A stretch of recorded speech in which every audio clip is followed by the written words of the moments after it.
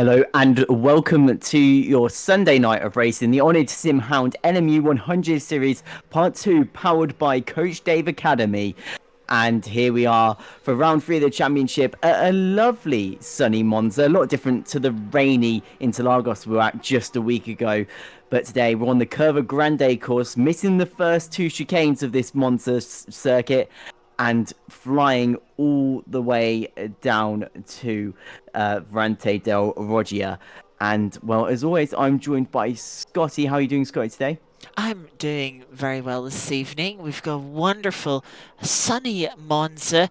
Low straight line speed. It's going to make for an interesting strategic race with fuel saving or maybe two stops. We'll have to wait and see what our drivers choose to do.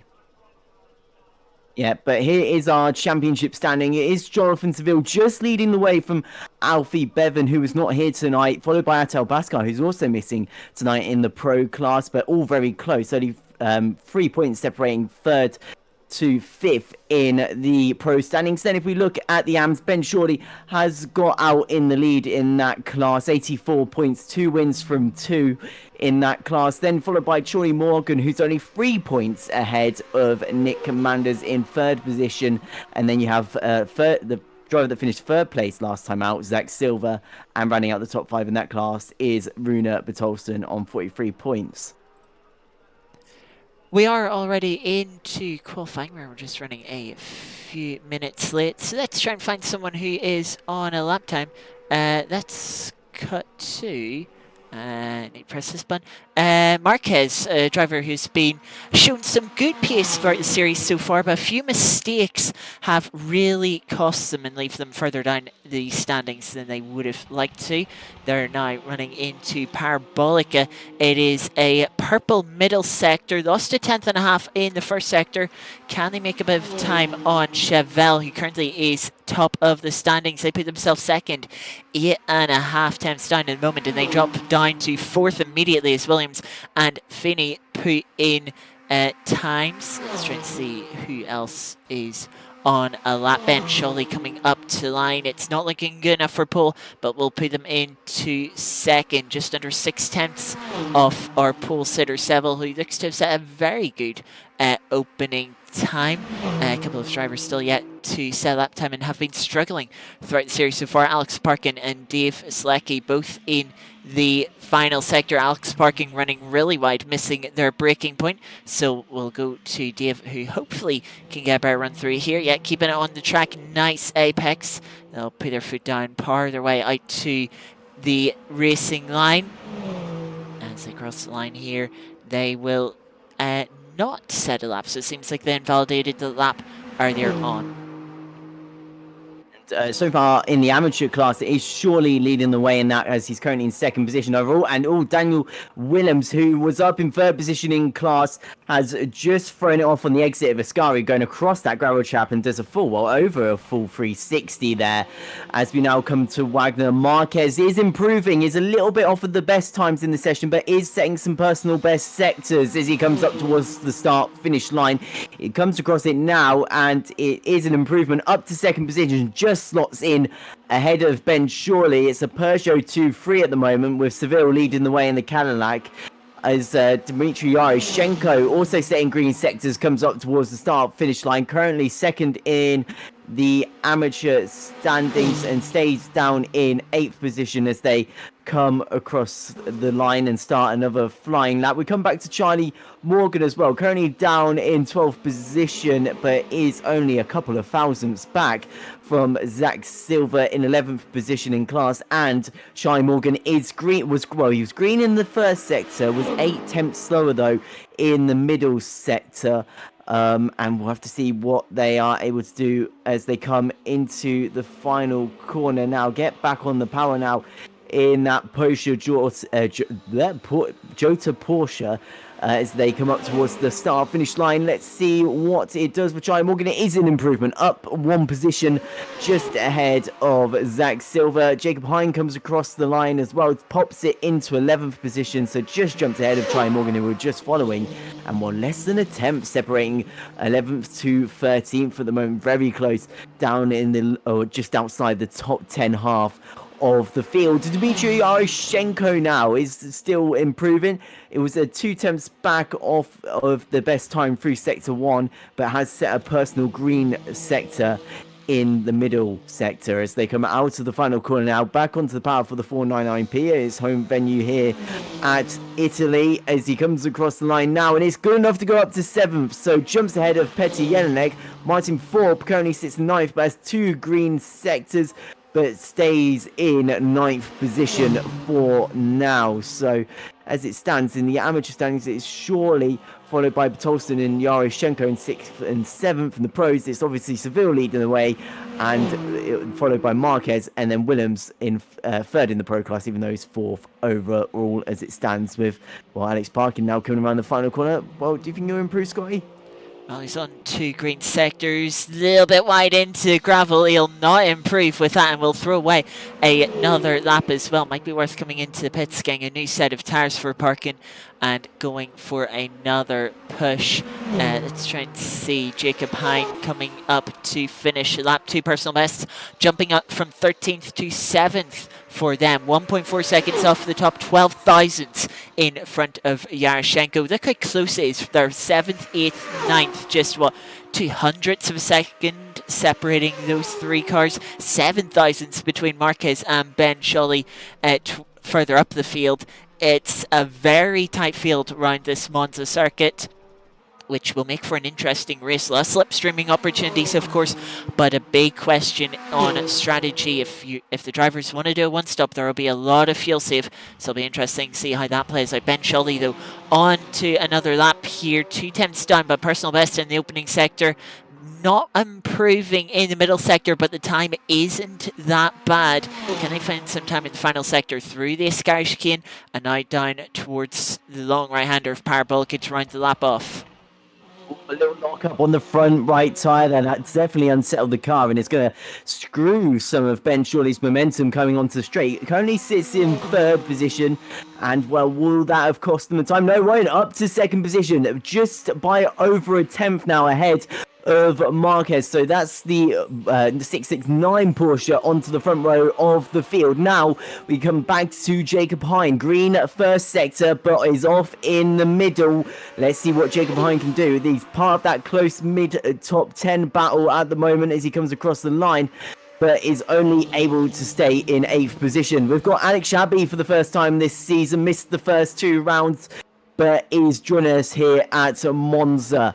Currently green in sector 1, but is also but is orange in the 2nd sector. So now coming into the final bend of the 499p, will want to try and at least get themselves inside the top 10 probably in this race. So we'll come up towards the start finish line now. Alex Shahabi, let's see what he can do. Comes across the line. It's still only good enough to stay in 12th position for now. So just ahead of Oliver Knowles and behind Charlie Morgan. Zach Finney in the Ferrari as well. Currently sits in 5th. Will it be an improvement? It comes across the line. It stays in 5th position. Daniel Willems has just crossed the line as well. Sits in 4th in this session and is only a couple of thousandths as well away from Williams. No, not Williams. Marquez is Williams.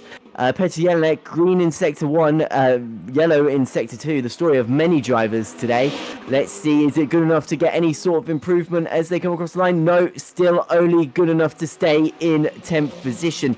Only 9 thousandths separating themselves and Yaroshenko in 9th position. Here, speaking of the driver, Dmitry Yaroshenko, currently not looking too great. Is 2 yellow sectors in the 1st and 2nd. Has only the last corner to go now, so he's going to have to hope for something special at least.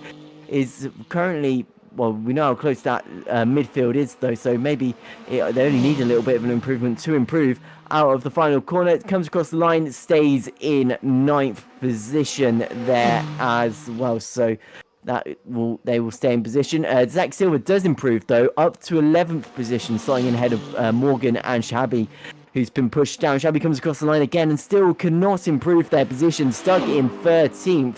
As the prototypo colours running on the Porsche. Haven't seen that in a while. Nice to see Oliver Knowles getting that livery onto the Porsche. Very nice to see. And we've got 2 minutes and 42 seconds now to go in this session. Yeah, drivers with the shortish lap round here, missing the first chicane, able to get quite a few laps in. Ollie Knowles' personal best through the first sector, which is pretty much just the straight towards the normally second chicane, but for this leg, the first.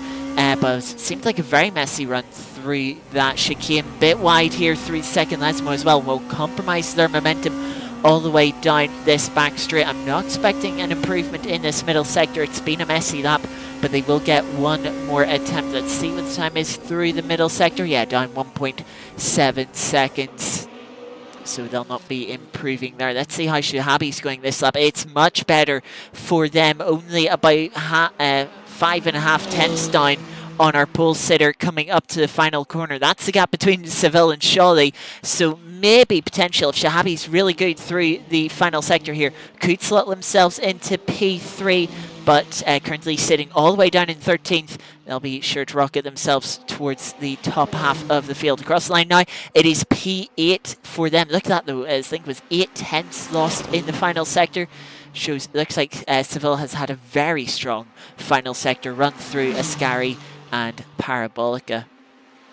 As you can see, Shawley is about half a second back from Seville in this session, just showing the pace that Seville's had today here at Monza. We come to Jacob Hine again, not improving. Is yellow in sector 1 and in sector 2, and is 400ths off in the first sector off the best time through there, and then half a second off, and then he spun it around the final corner. So yeah, that's just a bad lap. Got even worse by the looks of it for poor Jacob Hine. Jonathan Seville is still improving though. Purple in sector 1, a 10th off in sector 2. Can Seville secure the pole position with 45 seconds to go?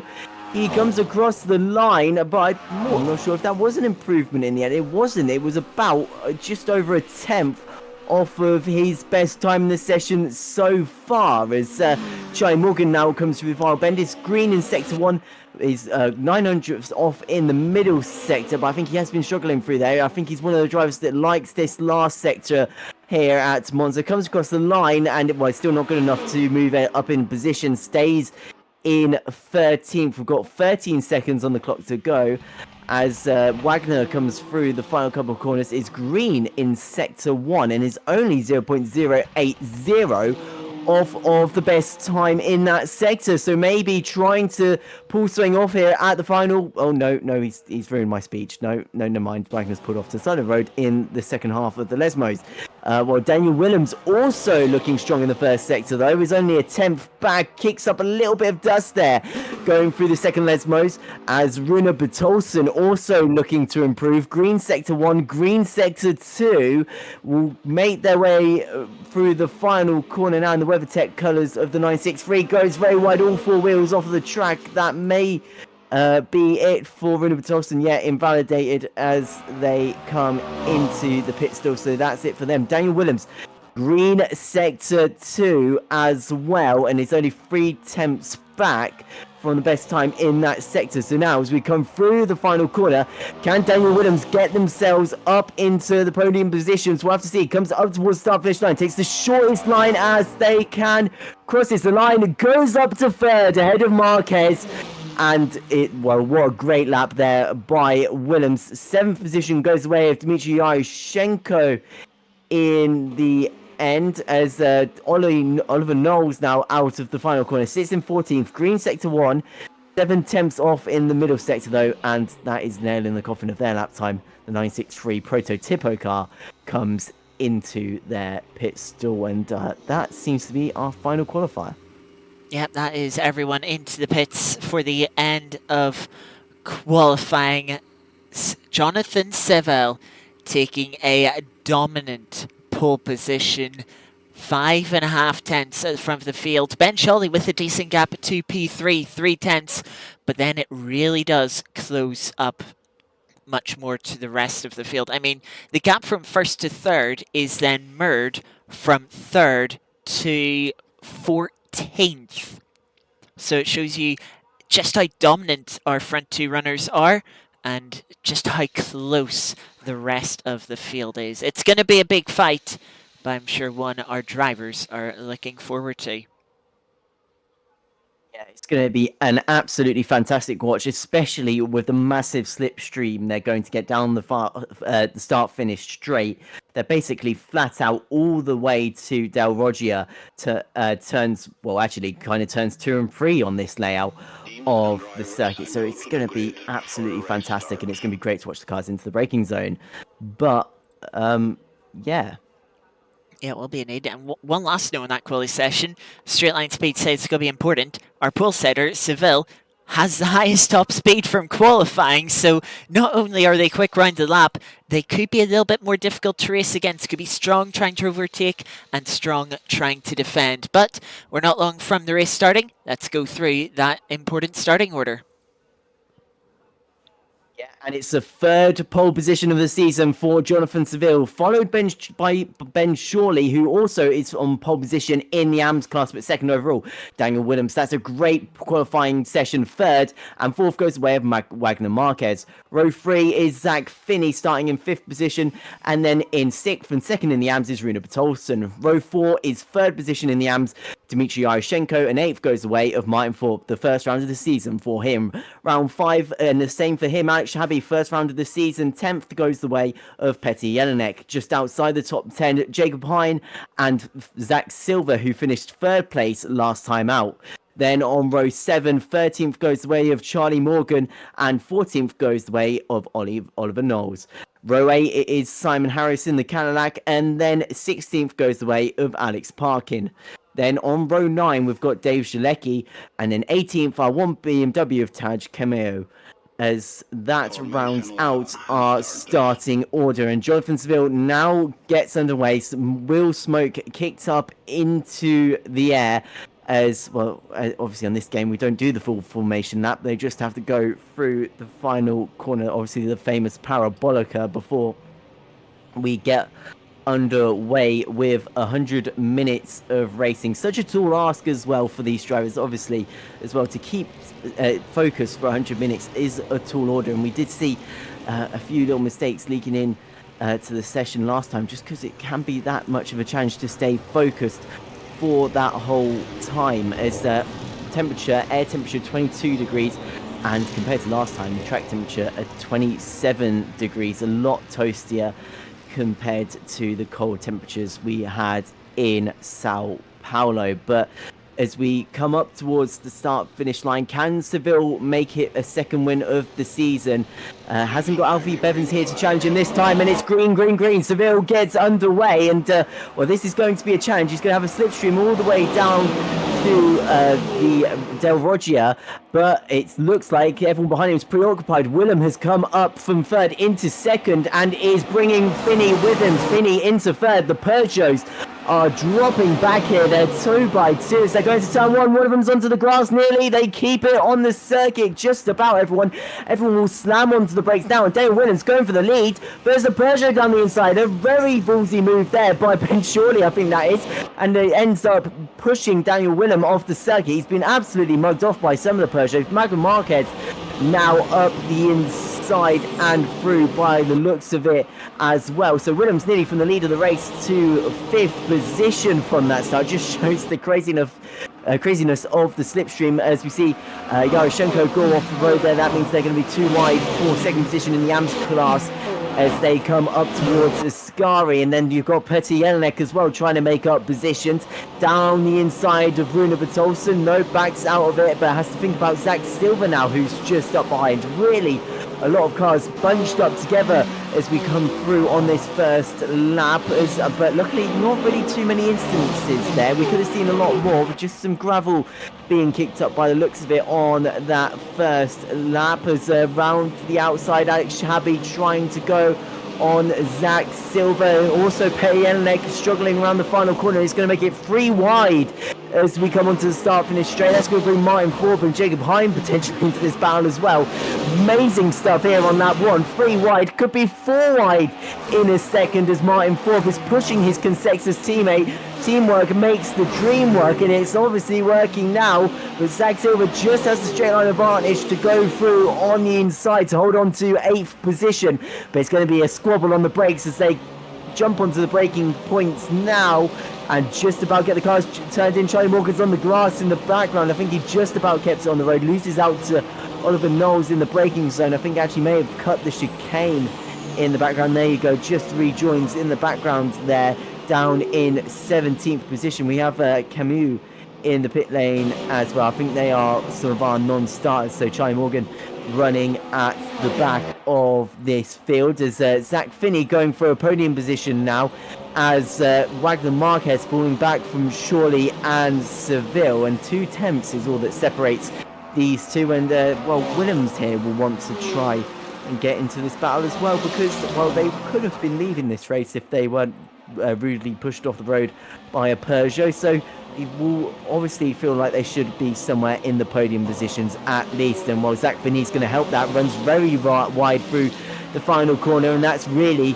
going to cause a massive issue for him coming down the start finish straight, because here comes Daniel Williams up the inside on the straight. And well, because the Ferrari didn't have any momentum, it was an easy move, and the Hertz team Joe Cadillac goes through and up into 4th position. And what an opening that there, Scotty. Yeah, one opening couple of laps and the battles aren't done yet. All he knows is trying to go up the inside of Dave Selecki through the long curve of Grande.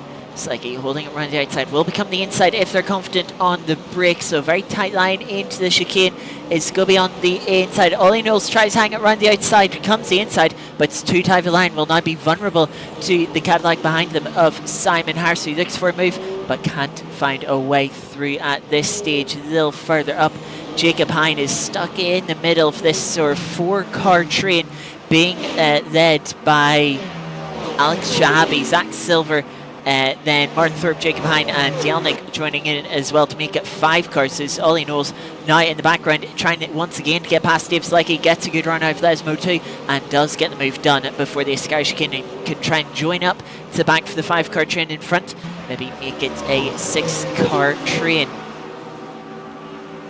Yeah, well, we'll keep an eye out for that, and surely that is exactly what we'd want. More cars in the same part of the circuit, the better. As Jacob Hine, I'm not sure, maybe having it, yeah, it does have a little bit of front end damage on the Alpine already. Has an hour and 35 minutes still to go in this race. Let's hope that's only cosmetic and not hindering him too much as they come down the start finish straight for another time, as Zach Silver leads this little pack of cars with Martin Thorpe just running up behind, and these two are going to start fighting soon as well. Jacob Hine is going to be under major pressure now from Petr Jelinek. Around the outside goes Per. He's going to turn to the inside as they come to the first part of Del Roggia, and luckily Jacob Hine just outbrakes the Porsche and actually nearly runs into the back of the Thorpe. Is how late he left the brakes there, as in the background some dirt kicked up by Oliver Knowles, and I think Simon Harris just cutting across the chicane as well through the final, not final corner, through the first Lesmo into the second Lesmo. They come. Harris trying to catch up with Dave Selecki, and that's going to help because Dave has just put 2 of his left-hand wheels onto the gravel, and that's going to hinder his straight line performance as they come under the Michelin Man Bridge, turns into the Rolex Man Bridge. And now they'll come through Ascari, coming back to some of the leading runners. Rune Bertolson in 7th and Alex Shabi.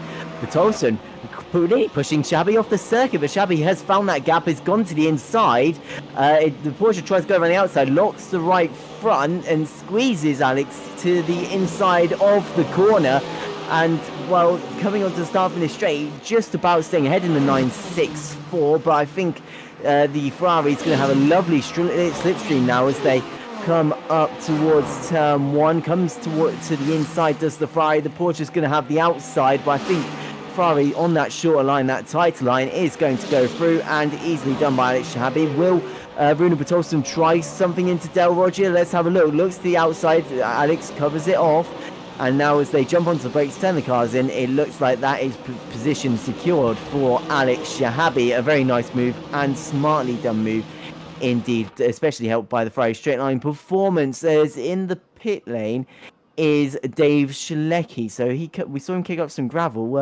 Do we know what's happened there, or is it just an early stop? Well, interestingly, I've had no yellow flag moments come up on our little tracker for replays, so The drivers, as we can tell, all still lined stern. Now, I think Alex Parkin has actually just changed that with a little moment, or I think they've got going again. That might have just been a lag moment, as they've now jumped back up to kind of where they were. But yeah, Dave Selecki coming into pits, a couple of mistakes. We said strategy is going to be interesting this race. I must say this is a very long stop. This is concerningly long. Does look like he's going to go a lap down, so not sure what the exact issue is for Dave. As you can see, he's been in the pits for a minute and now gets going. So yeah, stopped for a minute there. Yeah, intriguingly long stop. Not sure what's going to happen there, but we've got more battles towards the front of the field. Yes, we certainly do. It's Daniel Willems up against Wagner Marquez. Willems up the inside for third position. He's squeezed by the Peugeot. He's going to try and go for the switchback, and it's going to give him the inside, but the Peugeot is running him off the circuit. Two wheels on the grass for Daniel Willems coming into the first Lesmo. Crosses him to go really tight, but Ben Shorley's off the road, I think, as well. Someone's off. It is Ben Shorley. Massive way. He's gone off at the first Lesmo. He's gone completely straight on. A really weird moment for Ben Shorley, and that's lost him the AMS lead and has lost him an overall podium position. Is down to 13th from second in this field. Now we've gone from a Peugeot 2-3 to a Cadillac 1-2 with Seville leading the way from Daniel Willems. Willems, a great drive today, is showing amazing pace. This would be a first podium of the season, and we're going to go back to what happened to Simon Harris. What's going on here with Harris? This is Seville showing his yellow flag. Okay, that looks to just be a lag moment. Unfortunately, we're having a couple of those. So here's the moment with Ben Shorley. Turns in, rear end just snaps around on them. We know from last season, yeah, they can be a quick driver, but a few mistakes last season. They were sort of win it or bin it from what we've seen from them in the second half. This case, it looks like it might have been a bin it scenario into gravel. They'll drop down to 13th place. They're in now behind Ollie Knowles in the slipstream, looking to the inside by the time they get to Curve Grande. But yeah, a lot of work to make up for Ben Shorley. We'll have also damaged those tires slightly. A lot of pit strategy to come this race. It'll be interesting to see how they're able to make their way back up through the field, but not enough straight line speed actually to keep it alongside. Falls back into line, then sends it up the inside on the brakes into the chicane. Does get the move done, and up to P12. Next up is Peter Yelnik for them to catch up to. And luckily for Shorley, the cars in front are all sort of in a bit of a train, holding each other up slightly, but see a wide moment there from Zach Silver. He's going to give it the run to Jacob Hine to try and get a little further up into the top 10. Challenging for P9. We'll look to the inside towards Sky. How brave on the brakes will they be? Zach Silver, a little bit cautious, will slot back into line and will concede that position.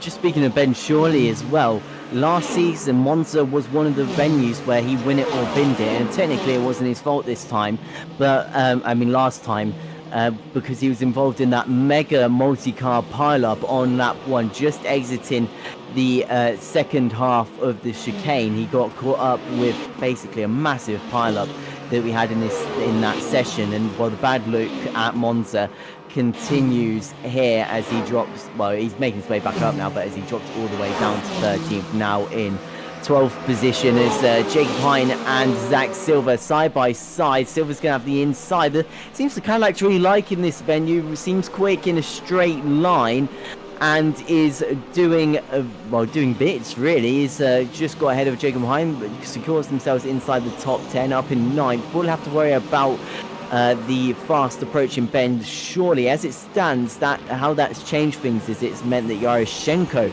now leads our amateur standings, and Runa Bertolson is now second. Luckily, actually no, not luckily, I think Shorley is still outside the podium spots in the AMS class, because it is Silver who will be in third position in the amateur class. So as things stand, that's where Shorley needs to aim for if he wants to get back onto the AMS podium.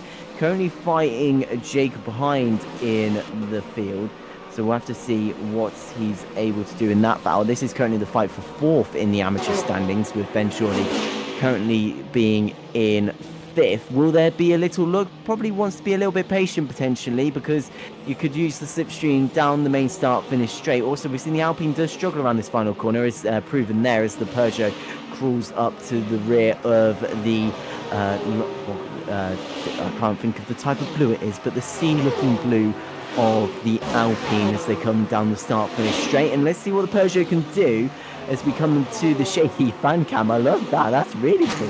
Anyway, as we come through now, the Peugeot is right tucked in behind the Alpine. And will it potentially look for a move into Del Roggi? I don't think they are close enough, but eventually he's going to have a look. He's going to send it up the inside. It isn't really fought by Jacob Hein. Spins him though. Very twitchy between the two of them as the out front of the Alpine makes contact with the right rear of the Peugeot, but luckily both of them keep it facing in the right direction, although a little bit of gravel kicked up there. And Ben surely can now set his sights on Zach Silver, who is about 1.4 seconds up the road. Yes, let's just have a look back. You can actually see in the background as well, Ollie Knowles making a move on Peter Jelnik for P12. But yeah, Ben Shortley, not enough straight line speed, even in the slipstream of the Alpine, of course, being pulled along by the Cadillac as well. But just more confident on the brakes, goes for the move, tries to squeeze Jacob out of it. Jacob just maybe not quite far enough alongside at that point. It didn't want back out of it completely, kept the nose on the inside, and they kind of came together a little bit through the second part of the chicane. Though they'll get away with that, they'll carry on. Maybe a little bit of damage bodywork wise, but it shouldn't affect them too much.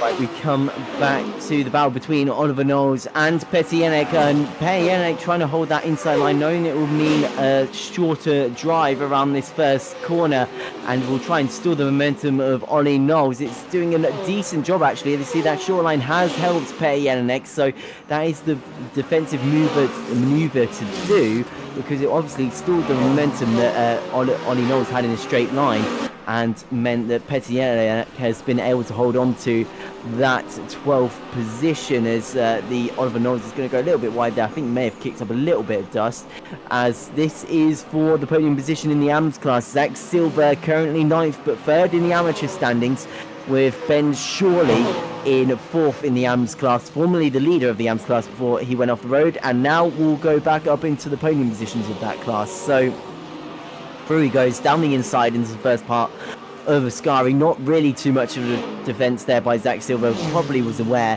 of the pace that Ben Shorley's demonstrated over this season so far, and probably thought it wasn't worth fighting, because Jacob Hein is only 1.2 seconds, back from this battle. We've still got an hour and 25 minutes and 6 seconds to be exact of this race to go. If you're already just joined us, this is the oNiD Sim Hound 100 Series Part 2, Round 3 here at Monza, as we come down the start finish straight again, as Jacob Hein is only just ahead of Petr, who's gone from being attacked to the attacker and is aware how powerful that inside line can be. But in the end, Jacob Hein is aware of what Petter's trying to do and blocks them off right at the final second. So Petter's going to have to stay in 12th position. We come to the fight for a podium, and Zach Finney seems to have thrown it away a bit. Locked up there coming into the second Lesmo.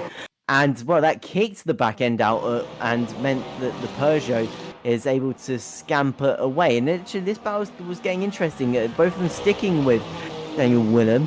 And as you can see, the Ferrari gets a great run off the first Lesmo, but then it's just caught off by the braking of the Peugeot into the second one, and causes it to have a little bit of a deja vu initial D sideways moment, but luckily is able to correct the car and keep it going is Zach Finney. Zach Silver had a moment while we were watching that replay. Let's see if we can catch up on what happened to them. They were fighting in the top 10, and replay broke for a moment. Lots of rears coming into the second Lesmo, where Zach Finney had his moment and has a little moment of himself. Lesmo 2 not kind to the Zacks, both having moments in their Cadillacs through there. Cadillac for Silver, Ferrari for Finney, and into the pit lane actually, Zach Silver. And this is a good point to mention strategy. I did a little bit of math and looking at what virtual energy the drivers are using. We're sort of seeing on average about 3.5% being used a lap. We're expecting maybe looking at 34 laps per stint, so 68 laps over the race. That would mean they need to use 2.95% a lap. So it's looking very certain that this is going to be a two-stop race, as we see the pit timer Zach Silver released from their pits much sooner than Dave Sleckie was on the first time through. Only 23 seconds stationary. So, yeah, showing that pit stop much shorter. Will come out of the pits, will not stay on the lead lap, will fall behind Seville, but Seville 10-second gap, so Zach Silver will still slot into a nice bit of cleaner. And well, same car as Seville as well, so maybe can learn a few things sitting behind the race leader. So we'll come back to the start of the start-finish straight again, as Ollie Knowles is right again on the back of Peter Jelinek, and we'll go to the outside again. Interestingly, we know how it went last time, just that shorter line around turn 1 that meant that Peter was able to cover off Ollie's attack, and it may mean this happens again. Ollie falling back now, as you can see, that longer line around the outside means that he drops back. This time has been able to stay alongside though, jumping onto the brakes, but just doesn't have the confidence into Del Roger, and it means that he has to still settle for 12th position as they come into the first of the Lesmo corners. And well, Petter runs a little bit wide there, kicks up the gravel. That's going to bring Oliver back into this. It maybe could be in with a chance into Ascari as long as they get a good run out of the second Lesmo. We'll see if that's happened.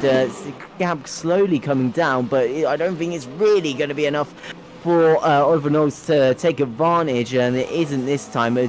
Sideways across the curb is a big bit of gravel kicked up in front of him. The smoke in this game is, or dust in the air, is sensational. It's one of the Peugeots, and it may be Penn Shorley again. We'll have a look who that is in a second. We're right on board with Oliver Knowles. He darts to the outside, jumps onto brakes, down 1 gear, down 2 gear, into 3rd gear, and he's got him on the switchback. Petty Jelinek goes wide.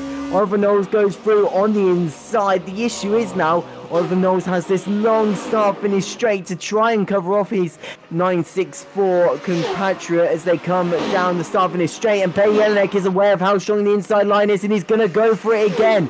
So from falling out of the top 10 to being back in the top 10, Petty Jelinek has gone back through up to 10th position.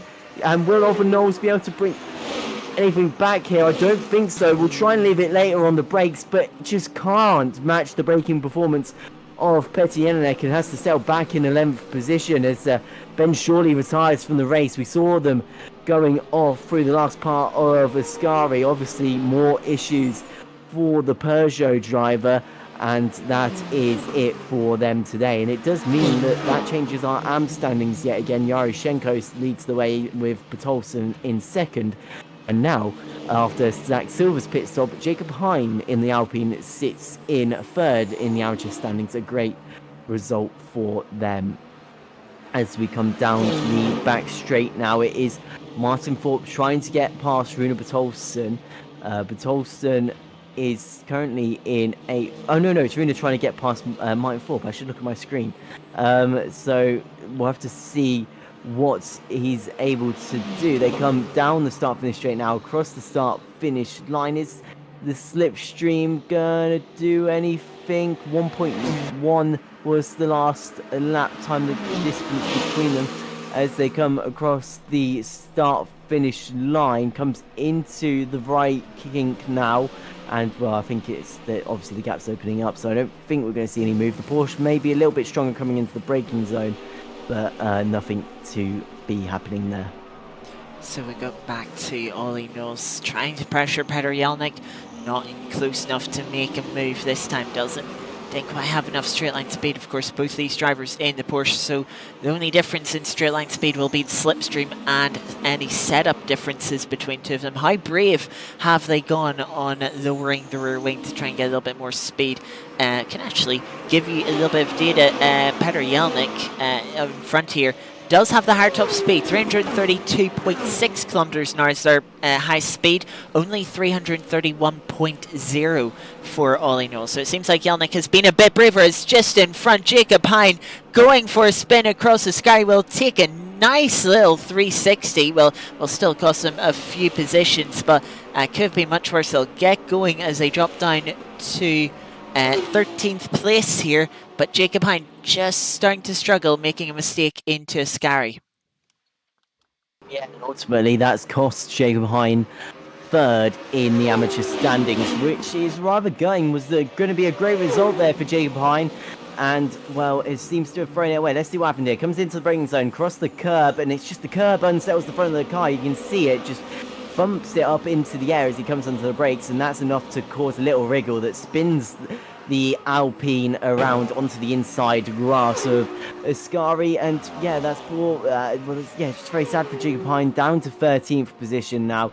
Could have been on for a great result there, but has fallen down, but still has an hour and 17 minutes to go in this race.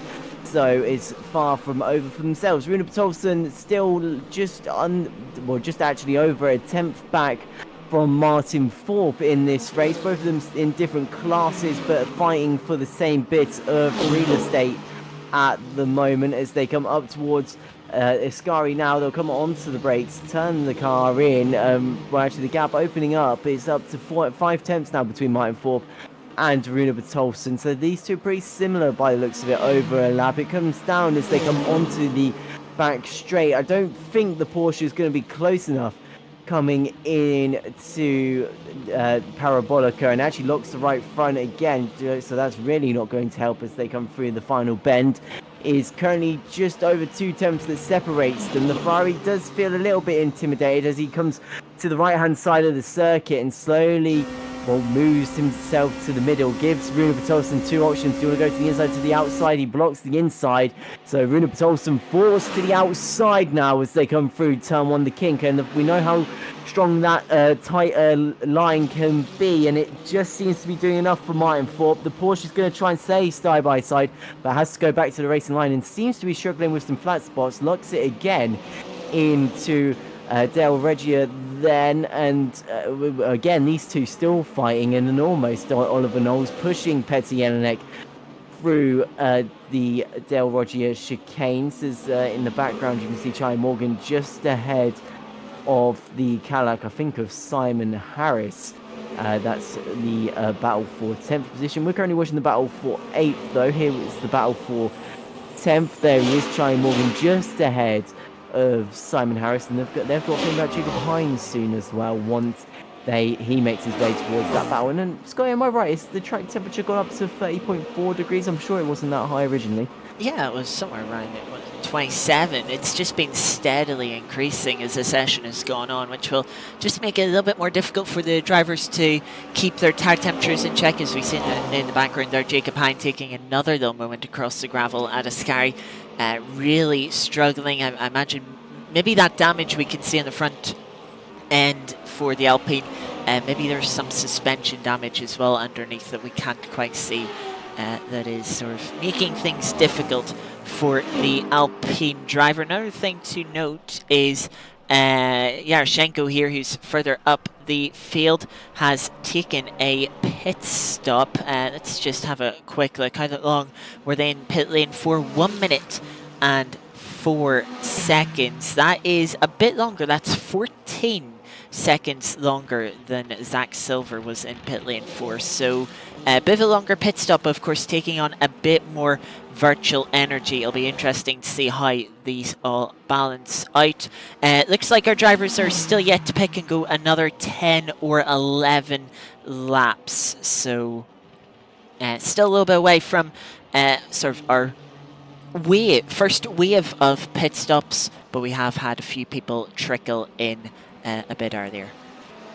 Yeah, and what that does, it puts Rune Patolson into the lead of the amateur standings, down in 7th position. As actually, here he is now, Rune Patolson, currently fighting away still with Martin Thorpe. Doesn't seem as close as they were last lap, so it probably not going to be within an opportunity to try and get past Martin Thorpe as they come down the start-finish straight now past the Motul advertising boards on the inside of the circuit. As you can see, the gap slowly coming down, but is just trickling down and, well, is not going to catch by the end of the straight as the gap is just over 0.6 of a second as they turn into the corner. Now, actually opening up is the gap as well, so he's not going to well, yeah, just not going to be in overtaking proximity, especially if they do that as well. Has to cut the second chicane, does Rune Bertolson, as they just seem to outbrake themselves.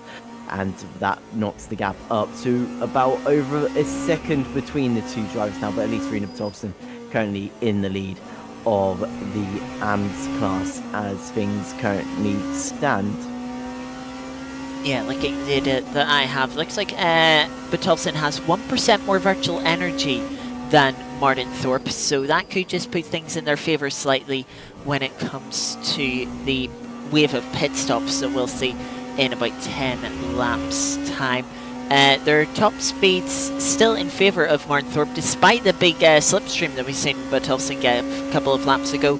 Their high speed is 329.8 kilometers an hour. 332.6 is Thorpe's top speed, so that fry showing that it is good in straight line speed. And now Bertolson falling out of the slipstream might find it a little bit more difficult to close in, to maybe keep up. Maybe this is where Martin Thorpe starts to break away, pull a gap. He did gain half a second on the Porsche driver this last lap, as we can see at the bottom. But yeah, in front, 8 seconds up the road to Shahabi in front. But of course, remember, we've got those couple of people that have pitted early, and we've got to see how they are going to slot back into this race when everyone else pits, and where they will end up towards the end. As Rune Bertolson still falling back in this battle. Currently, it seems like the closest battle on the circuit is this one we've just come to now between Petr Jelinek and Ollie Knowles, the two Porsche 964s fighting together on circuit, as actually Ollie falling back a little bit as they come down the back, well, under the tunnel into Ascari now. Yeah, still about 0.6 between the pair of them as they again come now down the backhand straight. You'll be able to hear the V8 twin turbo of the Porsche coming down the straight now, braking into Ascari. 671 bhp in that car, and it is a multi-matic chassis for this car, obviously running to the NMDH specifications, running in IMSA and in the World Endurance Championship is this car. Obviously we've got some custom liveries, and obviously the special team Penske livery from Le Mans 2 years ago. Now shame we haven't seen any special Penske livery, well, Porsche liveries to be honest, in the recent years at Le Mans, but I mean, you can't complain. The Porsche livery that's on that car at the moment, the World Endurance Championship, is a good one as well, as Ollie Knowles still trying to bring Petr Jelinek in, trying to draw him in, but is currently a bit further back than they have been on previous laps. Let's have a little look further up the field. We go to Marquez, who's been sitting in third for most of this race, well, after Ben Sholly made that little mistake. As come around through the final corner, little checks, can see 3.5 tenths quicker than Daniel Williams in front of them, 2.5 back. Will they be able to close in? Let's get another update as they've just crossed the line. Oh, look at that, high close, 1/4 tenth slower. So those lap times just sort of a bit of a pendulum there, going one way then the other. That gap remaining somewhat steady, but yeah, Marquez still there. Let me have a look at the virtual energy between these two. They are nearly identical, so very little to choose between the pair of these. A little further back, Zach Feeney currently in 4th place as they go in the wide out of the chicane, dipping a couple of wheels into the gravel. They actually have about 2% more than everyone in front of them. So they might be able to go an extra lap, which might save them a bit of time in pit lane, might allow them to pull a bit of an overcut in terms of strategy, but 4.5 seconds back after that mistake into the second Lesmo could be a bit difficult to close that in.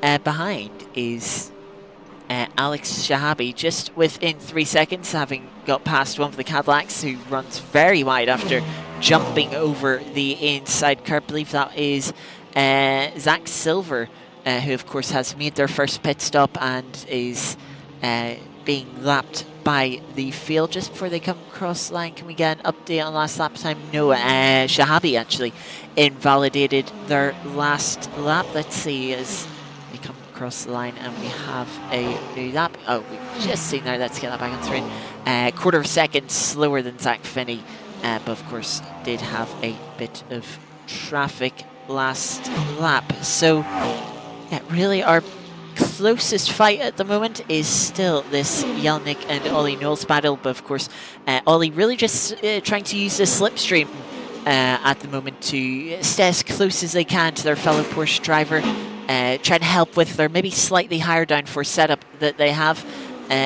maybe save a little bit of fuel, or maybe not. Ollie Knowles is one of the lower people when it comes to energy at the moment. Someone who's got a good bit of energy is the car behind them. Charlie Morgan. Oh no, that's actually updated. They're fairly similar. So yeah, no big differences when it comes to energy across the field on my timing screen, except those, of course, that have already made a pit stop. I mean, a question. I suppose that's because it's, well, a lot of this lap compared to last week, obviously there was a lot of letting off, a lot of energy saving because of the wet weather conditions, whereas with this circuit, completely dry, and I mean, for most of it, you're going to be on full throttle, so I suppose there's only, well, kind of small areas where you can try and conserve that energy, because for the rest of the lap, you are going to be driving pretty flat out because, well, you just have to go flat out because you're basically going in a straight line. Yeah, I mean, Monza, I want to say it is a longer track than Interlagos, but you think of the average speeds, Interlagos, a really slow technical middle sector, really brings average speed down. Monza, all these straight flat-out sections, especially since we don't have that first chicane, really high average speed, probably only slower to Le Mans when it comes to average speeds. You get a lot more laps done round here, so you have to go much further distance-wise, and that, of course, uses up energy. An easy way to think about it is the more straights that a track has and the more flat-out time, the more thirsty, the more energy the track will consume. How about we go on board with the bonnet and bring up the HUD for Jonathan Savell, just to get an idea of how quick this circuit is. Just coming across the start-finish line, already up over 280 kilometers an hour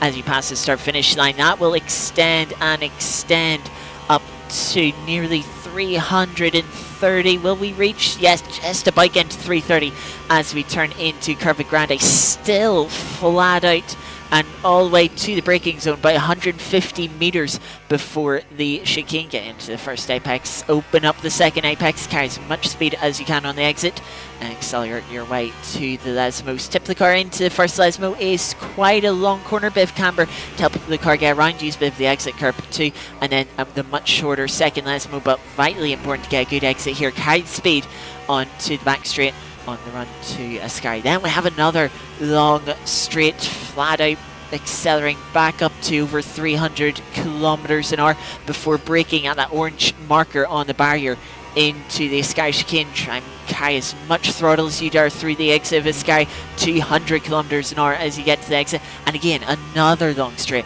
where you'll accelerate to over 300 kilometers an hour towards Parabolica, braking then just after 100 meters, blend the brake into the long right-hander, then again get on the throttle as early as you dare, ride the car out to the outside, little twitch for Seville as they make the run up to the line, and then again 280 kilometers an hour as you finish the lap. That last lap that we just watched, don't have time for, unfortunately. It was invalidated But just gives you an idea of how much time these drivers are spending on throttle.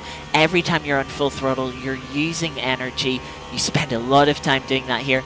And with the high-speed nature, we get a lot of laps done, which is really what makes it difficult. I mean, to get yourself to do a one-stop race, you would need to save more than 0.5% per lap. So that's about 1/7 of a lap. You would need to sort of lift off the throttle instead of going, or where you would normally be going full throttle, you would need to be lifting off and coasting into a braking zone. Well, I mean, it just presents the tricky challenge for our drivers here today to try and work out a strategy that is going to be quicker than everyone else's, and it really has opened it up compared to probably previous races because of how much, as we say, how plunging words out, because of how much we are on the throttle as through the final. Ben now comes to be able to end another lap. I don't suppose he's kept it valid this time. He has indeed. A 1:26.492. That is less than 2/10 off of their quickest lap, which is also the quickest lap of the race. Still quicker than anyone else has managed this race. Interestingly, Daniel Williams in second place, setting a personal best lap a couple of laps ago, but then actually had a bit of a slow lap behind it, and Marquez has had a bit of a slow lap too. The gap's opening up between the pair of them now, 3 seconds separating them when it was just about 1.5 seconds not too long ago. Alex Parkin into the pits, as I believe we did see them getting lapped. They're just coming out of the pits now. Let's get that pit timer up. This is going to be the important thing. You don't want to spend any more time in pit lane than you have to. It's a big time loss here at Monza. It's a fairly long pit lane, but then also all the drivers, said they're 280 kilometers an hour past the start-finish line, although the 300 plus they're doing by the time they get to pit exit. Whereas, of course, through pit lane, you're always doing 60 kilometers an hour. That's a 240 plus kilometer an hour difference by the time they get to pit exit. But seeing Alex Parkin crossing the white line as they came out of pits, the game will have given them a little finger wagging with that. Luckily, there was no one around them. We also have Simon Harris into the pits, as well as our race leader, Jonathan Savelle. Yeah, as well. Also, Zach Finney in the pit lane. I think that is for an off, and I think they had a big off because that car was. It's dropped for starters. It's dropped all the way down to 16th in the field as it's just come off its jacks, I'm pretty sure. And as well, it was missing its left front hand tyre by the looks of it as it was sitting in it still. Obviously, it spawned back as Finney came out the pit lane. But look, a lap down now, was up in 4th position in the field as we see an absolute buttload of pit stops now in this race. But yeah, Finney now a lap down in 16th. Obviously had a huge off at some point and has already wrecked those brand new tyres, locking them up nice and truly into Del Roggia there as they come around on their outlap from the pit lane. And that's a car off as well. That's one of the Cadillacs. That's Simon Harris in a big way off into the gravel. And that's a tyre gone for Simon Harris. He's gone straight on into that outside tyre wall and is now having to try and crab his way out of the tyre, the gravel trap, maybe trying to recapture his tyre, like, please come back to me, please. But no, obviously that's not having worked, and that Cadillac seems to be beached. He's trying to go for the Piastri tractor method of, I think, reversing it out of the gravel. He's trying all that he can, and it's going backwards and forwards. Is this going to be it for Simon Harris? He's stopped the car now. He's not moving anymore. Are we going to see any more attempts, or is this going to be a retirement for Simon Harris? It looks like it is a retirement for Simon Harris. Back to the pit lane and the DNF there for Simon. So that's a shame to lose him from the session. So we're now down to, by the looks of it, as Zach Finney back into the pits again, by the looks of my timing screen. Is back in again. That's not ideal. So down to 15 cars now in this field as we have lost to Harris and Shawley in this race. And Williams is still trying to fight for the podium positions. It's 3 attempts back from Marquez in 4th position. 2 attempts back is closing up quite a bit in a straight line. Potentially could have a look here around the final corner. Depending on the run Wagner Marquez can get onto the start-finish straight, is able to open up the gap a little bit, but not by enough to cover him off from Wagner Marquez. So, as we come down the straight line now, fully on the throttle between the pair of them, it's going to be a battle of the straight line speed performance, and the Cadillac seems to be one of the cars to beat here today, and it looks like Wagner Marquez is going to give him the inside. He's onto the grass, Williams onto the grass, and he's had to let it off. Wagner Marquez, that was a late defensive maneuver in the end, and a little bit scary for Daniel Willem, but it was enough in the end to fend them off. And it seems Jacob Hines had another incident as well, front end damage on that car, and seems to be coming slowly into its pit stall as we come down the start finish straight again. Yaroshenko back to the lead as well in the amateur standings as they are ahead of Charlie Morgan, Ollie Knowles, and Charlie Morgan fighting for 2nd position in the AMS as it currently stands. Obviously, we've got to wait for this pit cycle to see how this field forms out after that. We're just track temperature just below 32 degrees as it stands, 31.9 to be exact, as we come through the first Lesmo into the second Lesmo, and Ollie Knowles isn't really falling away now from Charlie Morgan. Morgan really struggling to get away as Morgan coming up behind one of the Ferraris that is getting a little blue flag to tell it to get a move on, as Hein in the pit lane still. Shabby down in 14th as well, so obviously struggling today as well, unusual, and was running high up in the order before this pit window, so I wonder if anything's happened there. Coming into the braking zone now is actually there is Alex Shabby, so it's currently potentially going to be out by the drivers in running in 6th and 7th, which is far from ideal, probably not what they would have wanted for this race. So hopefully they can stay ahead of those two, but are getting little, as you can see on your screen, little blue flashing lights to say, oh, can you let the two behind pass? But obviously Alex Shabby feeling like they have the pace at the moment not to be hindering the 2 Porsches that are running behind. Ollie Knowles closing up behind Charlie Morgan in the background, but not anywhere near close enough to send it down the inside neither as well. Yeah, so you mentioned Alex Shabby way further back. What happened to them? Well, you can see on the pit time in the bottom left, 3 minutes practically spent in pit lane. That is, that is quite a disaster. When we look at other people, we see stuff like 1 minute 9 seconds. So nearly triple the time spent in pit lane for Shabby. Quite a few issues for them. Zach Finney, you mentioned the damage that they had, and we hopefully will get a replay in a moment of what happened to them. But yeah, they also had a long time in pit lane. I think it was about 4 minutes. That did get replaced that time, unfortunately, because they got themselves a 10-second stop-go penalty, which we've seen them serving, which has dropped them further back, and a lap off not just the leader, but of Alex Shahabi, the next place in front of them. So a bit of a disaster for them so far. They're kind of just hoping that there's issues for cars in front, like what we've seen from Simon Harris, and that they're able to get places back as well. Looks like here, again, just as this battle was before, or at least for Ollie Knowles, struggling with straight line speed a little bit. Comparing their top speed, they do have better top speed than Charlie Morgan, who's only done at 327.4 kilometers an hour compared to the 331 for Ollie Knowles. But I feel like Charlie Morgan hasn't had a good slipstream run to put in a, you could say, representative top speed.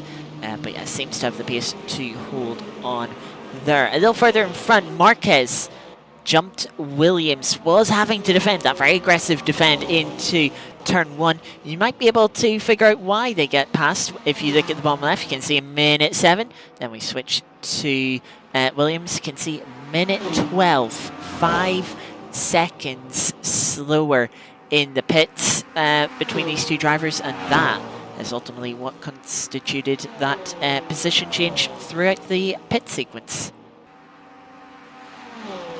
Yeah, and well, Daniel Williams doesn't want to give that up though, because still right behind Wagner Marquez, the second between the pair of them, and Williams was trying to stay within close proximity of the Peugeot, but the Peugeot slowly opening up the gap to just over a second. Marquez, great result, has shown pace as we've mentioned so far in this season, but like the other Peugeot driver has lacked a little bit in consistency.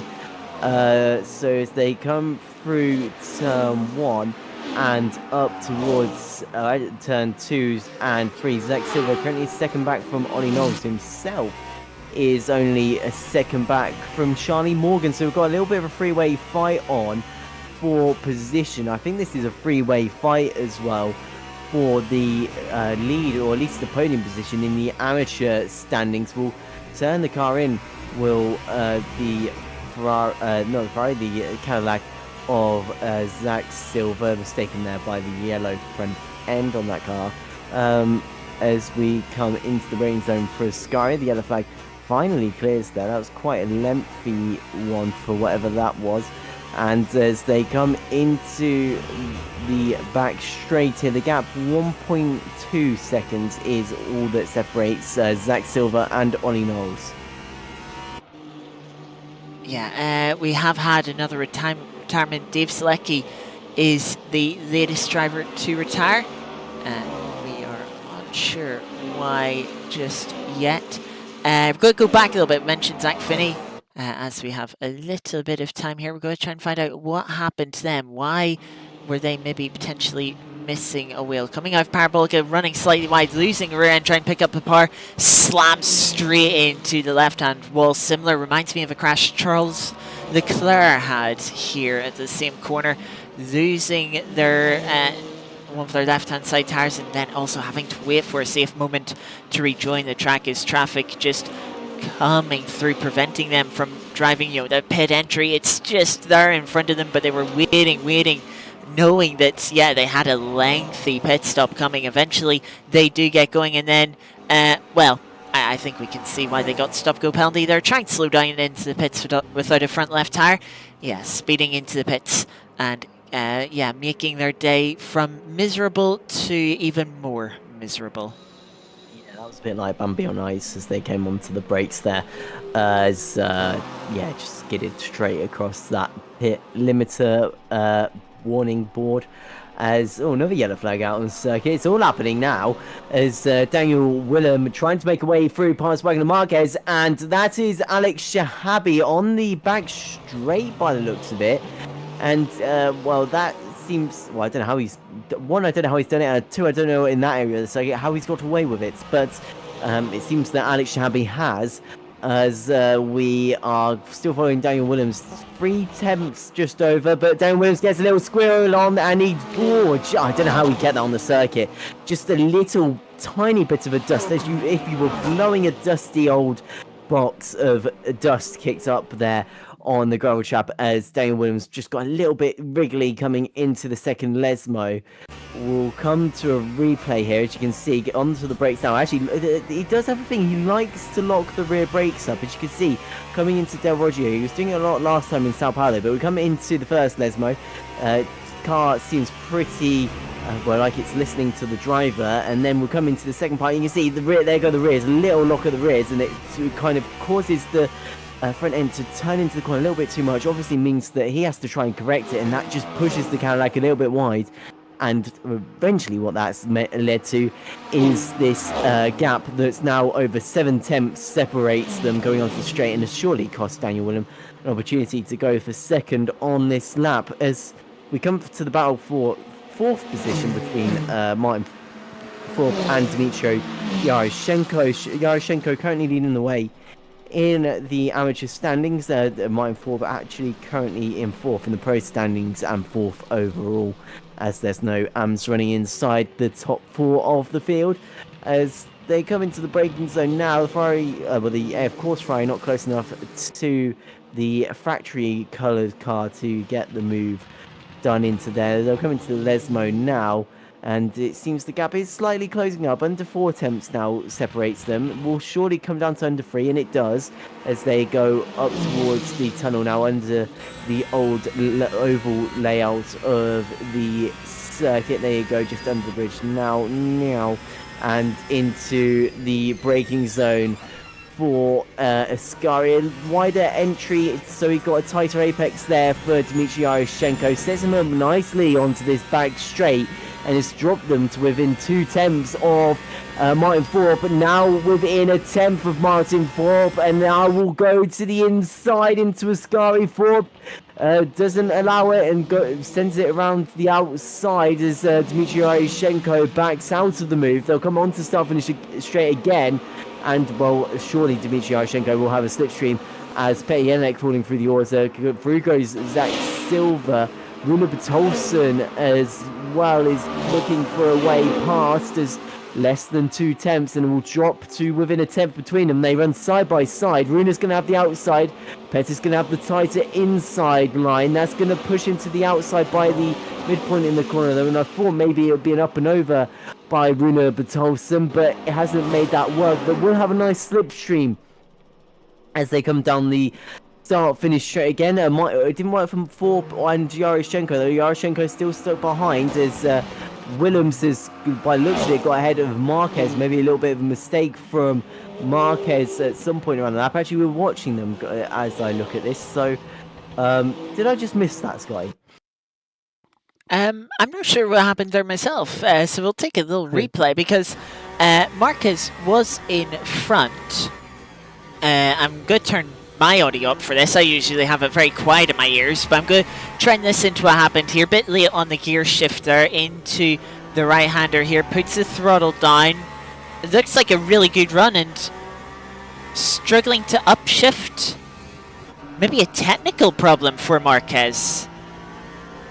You can see the Cadillac's just gone. Just left him in a straight line. That's already a 2-second gap, 3-second gap if so, between the pair of them, as Marquez, really seems to be struggling, and this is typical. He's having the beautiful consistency, beautiful pace, but it's sadly lost out just due to some technological errors, and it's meant that now Marquez is sadly 1.7, 1.6 seconds back from Williams. I'm not sure if Williams made a mistake there, though, because he caught about 4 attempts there in the gap of me saying those words, as this battle continues on, and it's Dmitry Yaroshenko now ahead of Martin Thorpe, as that puts Yaroshenko up into 4th. A great result for Yaroshenko. Leads the way in the amateur standings as well, and we'll see if Thorpe has anything to bring back. Petr Yenik 2 tenths back from Silver, as Bertolson 8 tenths back from them, as these two head up towards the Ascari. Now we'll glide onto the brakes and turn the cars in.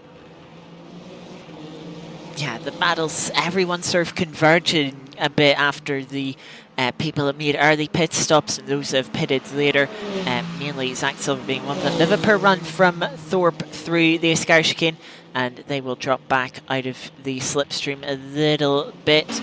So we'll look back at this battle. Of course, Zach Silver was one of the early people that pitted. They will need to pit in the next few laps, so they will not be staying in this position too long. You know, if Petr Yenik, they don't have to be impatient if they can't get past Zach Silver, but they might do anyway, as they have a really good run out of Ascari. They'll look to the outside of Zach Silver, tries to defend the inside. These drivers are also closing up on Ollie Knowles in front of them, but around the outside here goes Petr Yenik, getting a bit of a squeeze towards the gravel, but left enough room by Zach Silver. It's now going to be a drag race down towards Curve Grande, as we are well over the halfway point of this race. 44 minutes to go. That means 56 minutes down, and it won't be too long before Zach Silver comes into the pits. Looking to the inside though is Peter Yelnick through the curve. Grande Zach will have to leave them the space. Nearly putting a couple of wheels onto the grass for the Porsche driver. They now look again to the inside, under braking for the chicane.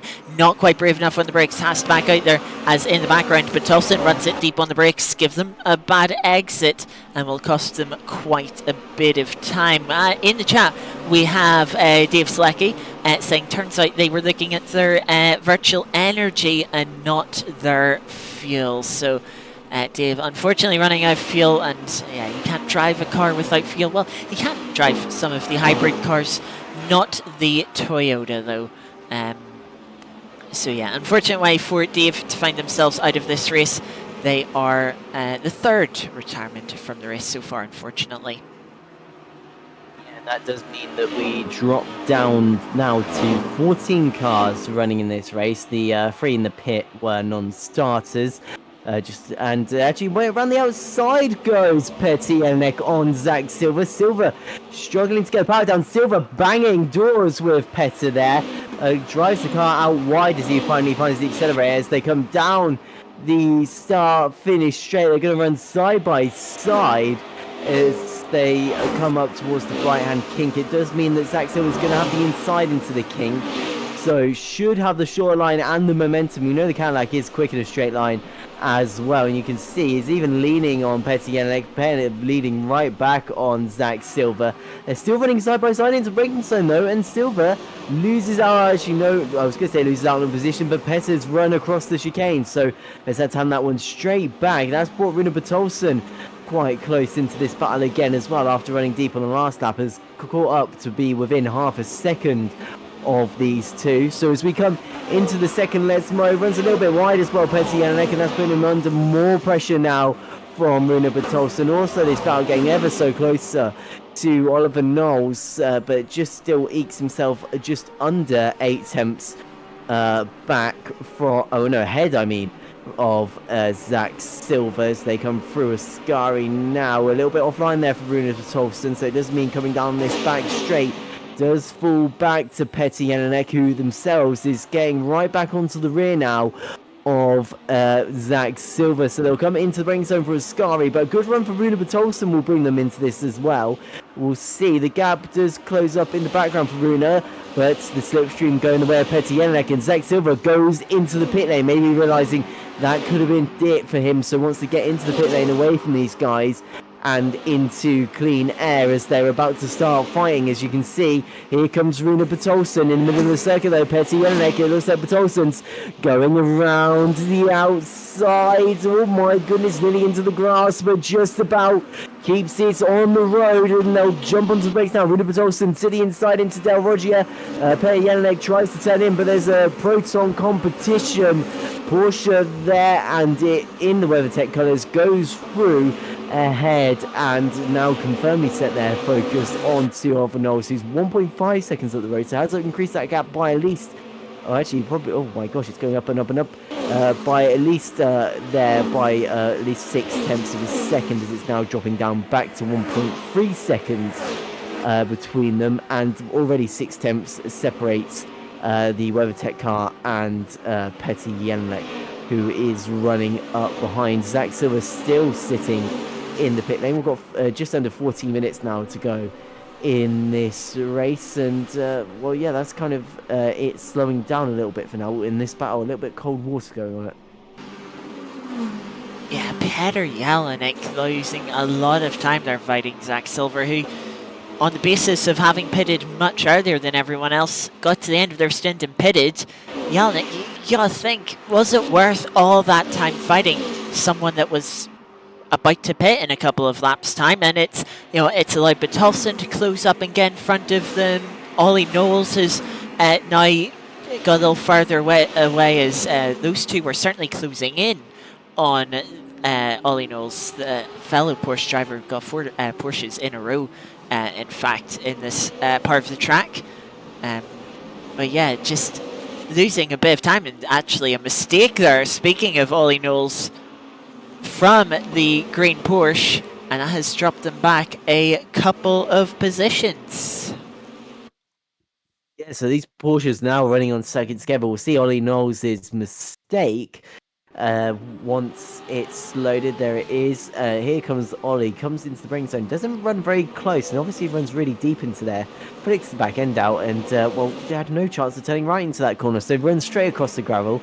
It doesn't carry any speed across the gravel either, so yeah, an easy 2 positions gained for the drivers ahead, and it looks like Petr Yannick's going to get back into this battle with Rune Bertolsen, because right up behind is going for the inside, isn't going to wait for the straight. Rune's going to try and send it around the outside. Oh, Petr's getting sideways as they turn the car in and across the curb, climbing across the curb like it's a climbing wall there, and they'll come down the start finish straight, side by side with one another. Ollie Knowles is really the only one that's going to get slipstream here, but I think it's too far back to really seek any sort of advantage from that, as they come across where the chicane should be, now into the corner. Petr's going to have the inside, Rune's going to have the outside. Still nothing really separating the pair of them. I think they're still running side by side, and Rune's going to have the inside of the first section, and makes it stick. Runs a little bit deep though, so may present an opportunity for Petr to come back onto the switchback into the second. Lesmo is up the inside,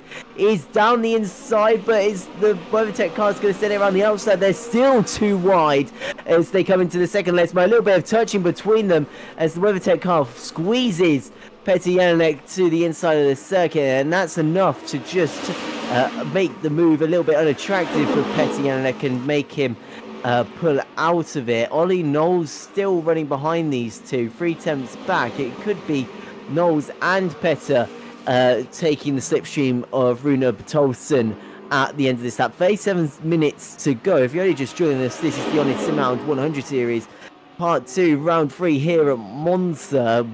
As we come into the final bend, Petr's run wide, and that's going to give Oliver Knowles a little bit of an opportunity if he sniffs it coming onto the start-finish straight. The gap's slowly coming down to the WeatherTech car as well, though, so we could potentially, depending on this fate of the slipstream here, we could be 3 wide coming into Del Roggio. It seems like the Porsches are running at a similar pace, though, and actually maybe none of them close enough to get within attacking area of one another. Petr Yannick pulls out the slipstream, is trying to go around the outside, is getting a little bit of a side draft, is right behind the WeatherTech car. Is there going to be a late send?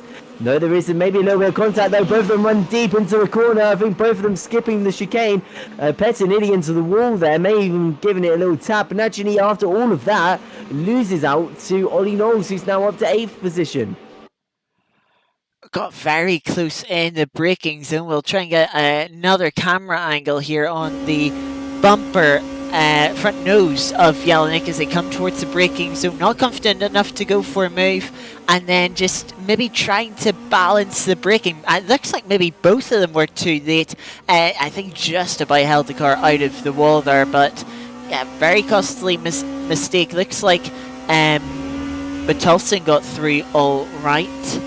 Having maybe been a little bit late themselves on the brakes and having to cut the corner as well. But yeah, if they did cut the corner, I wouldn't be surprised if they picked up a track limit warning very wide there.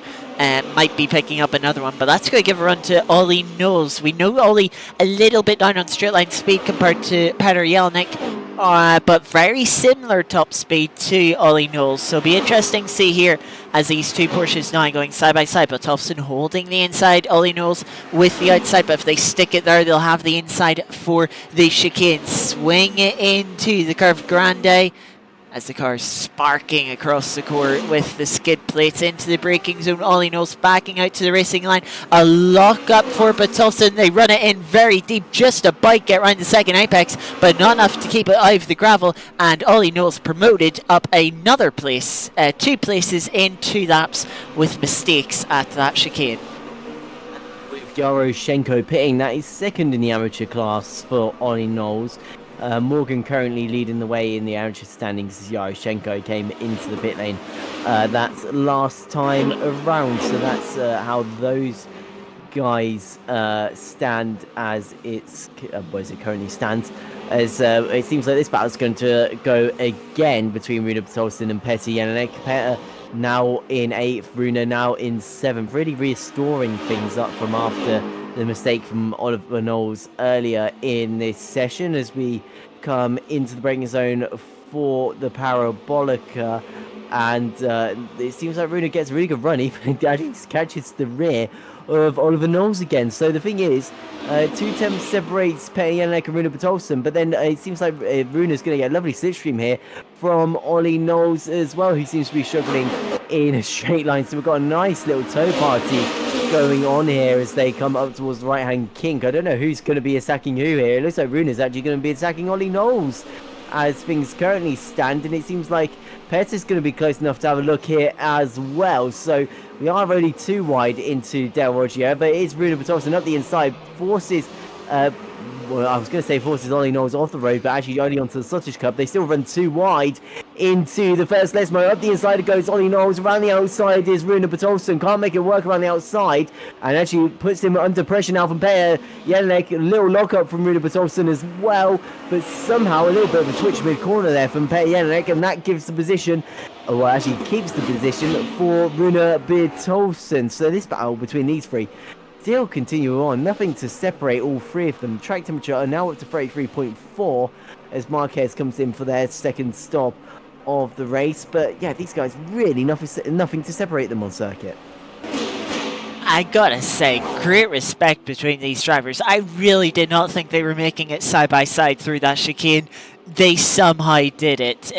Really well done to them, and yeah, great showing so far. And yeah, I don't think they are quite done. As you say, Marquez is into the pits for their second and final pit stop. Let's see what this pit time is.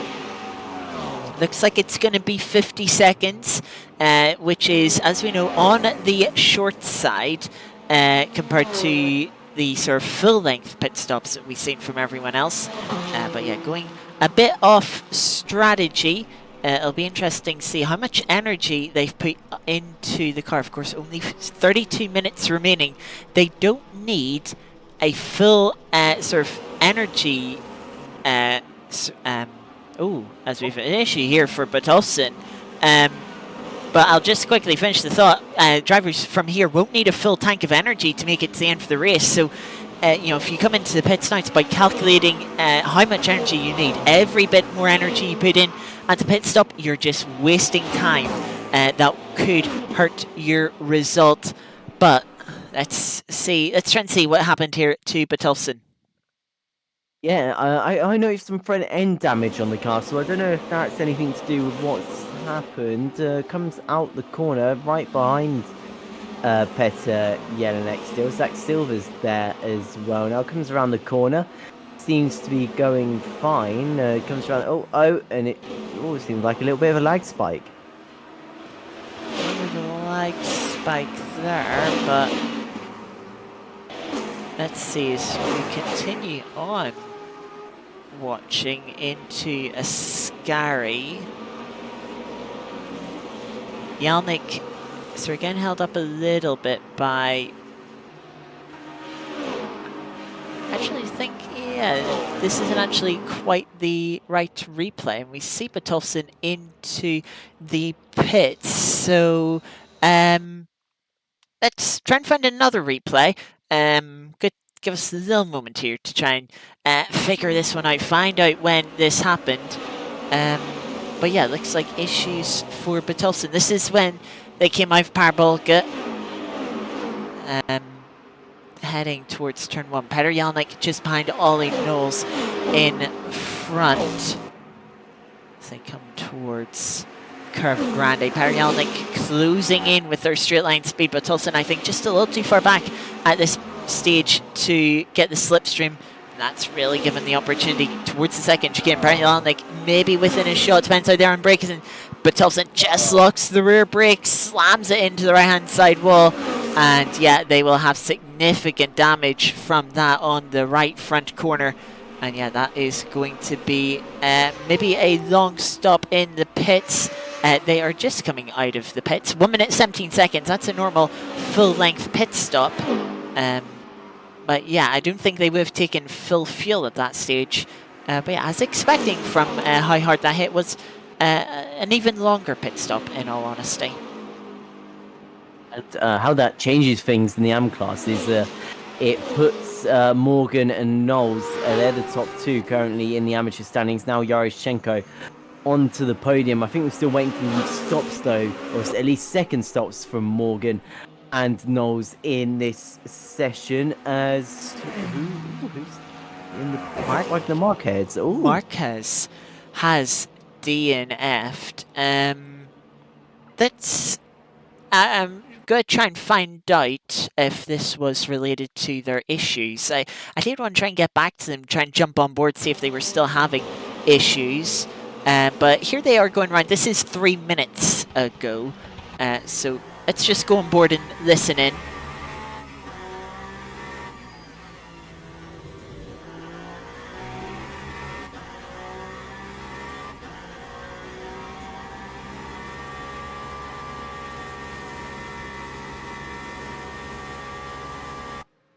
Well, that's an inventive line.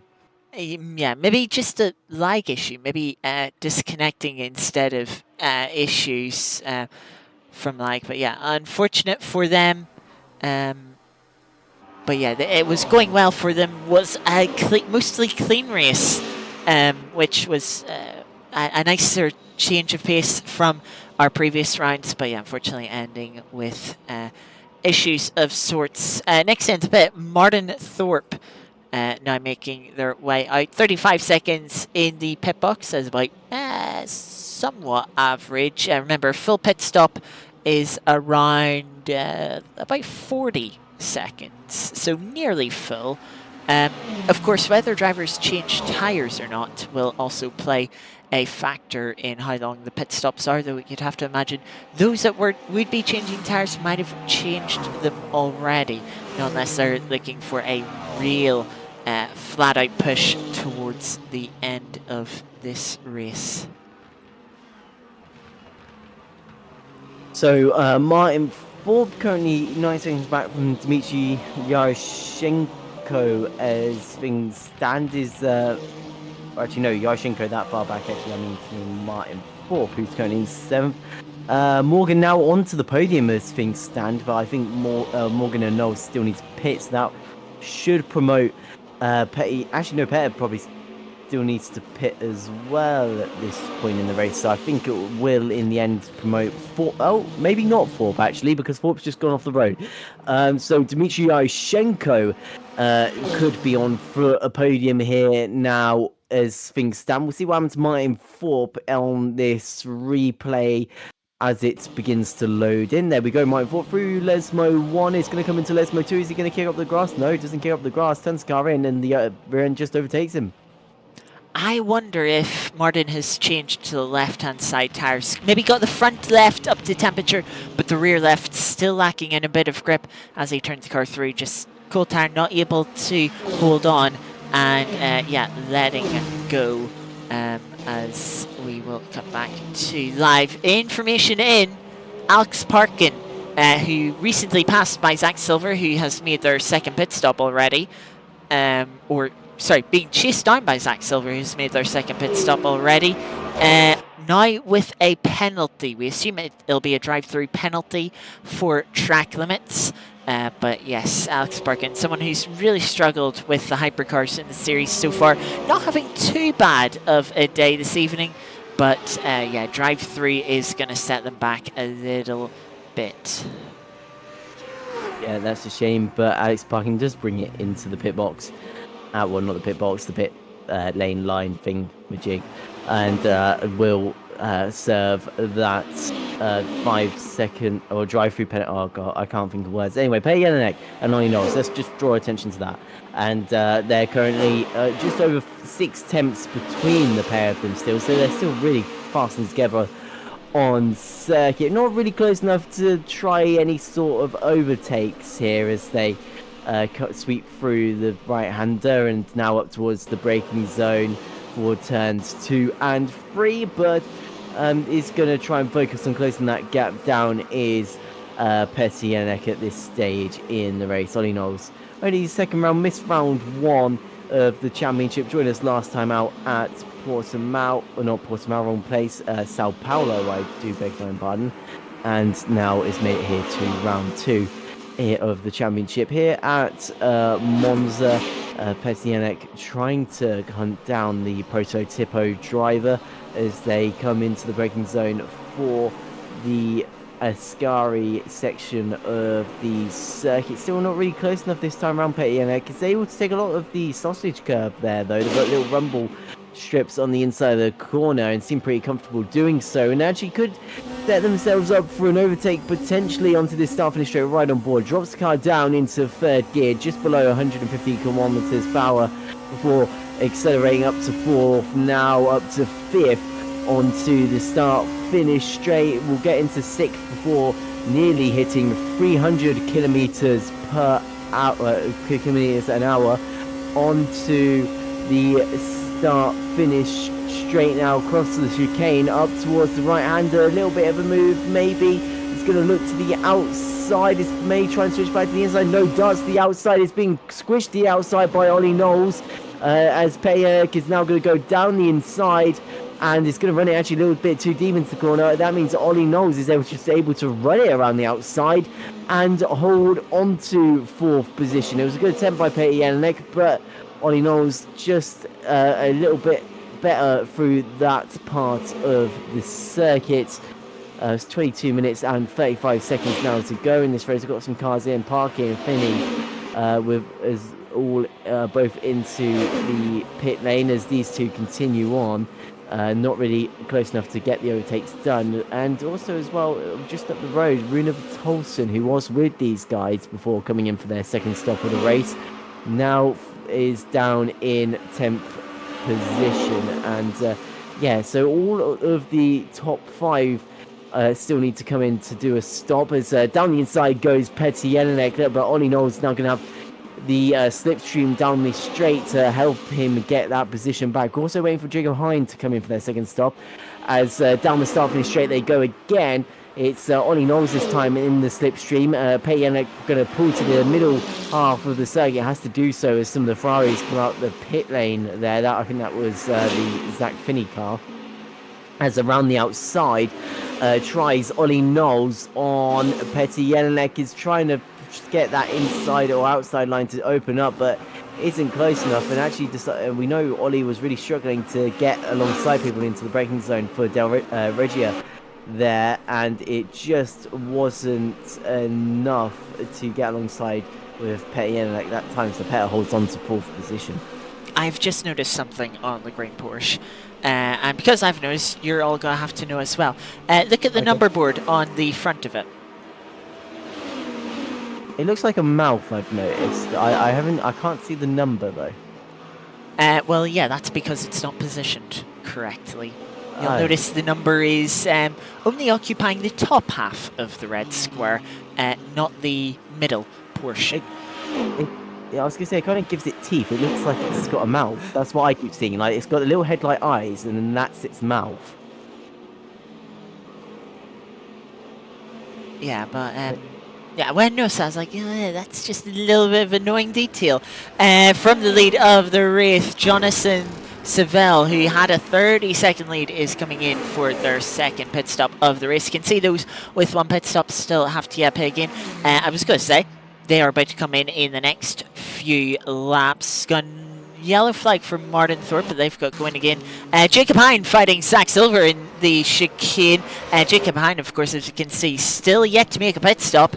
That will not be helping Zach Silver. He'll be a bit annoyed to be held up by Alpine, as both these drivers on different strategies. Zach Silver trying to push, trying to fight with people up the road, still yet to pit.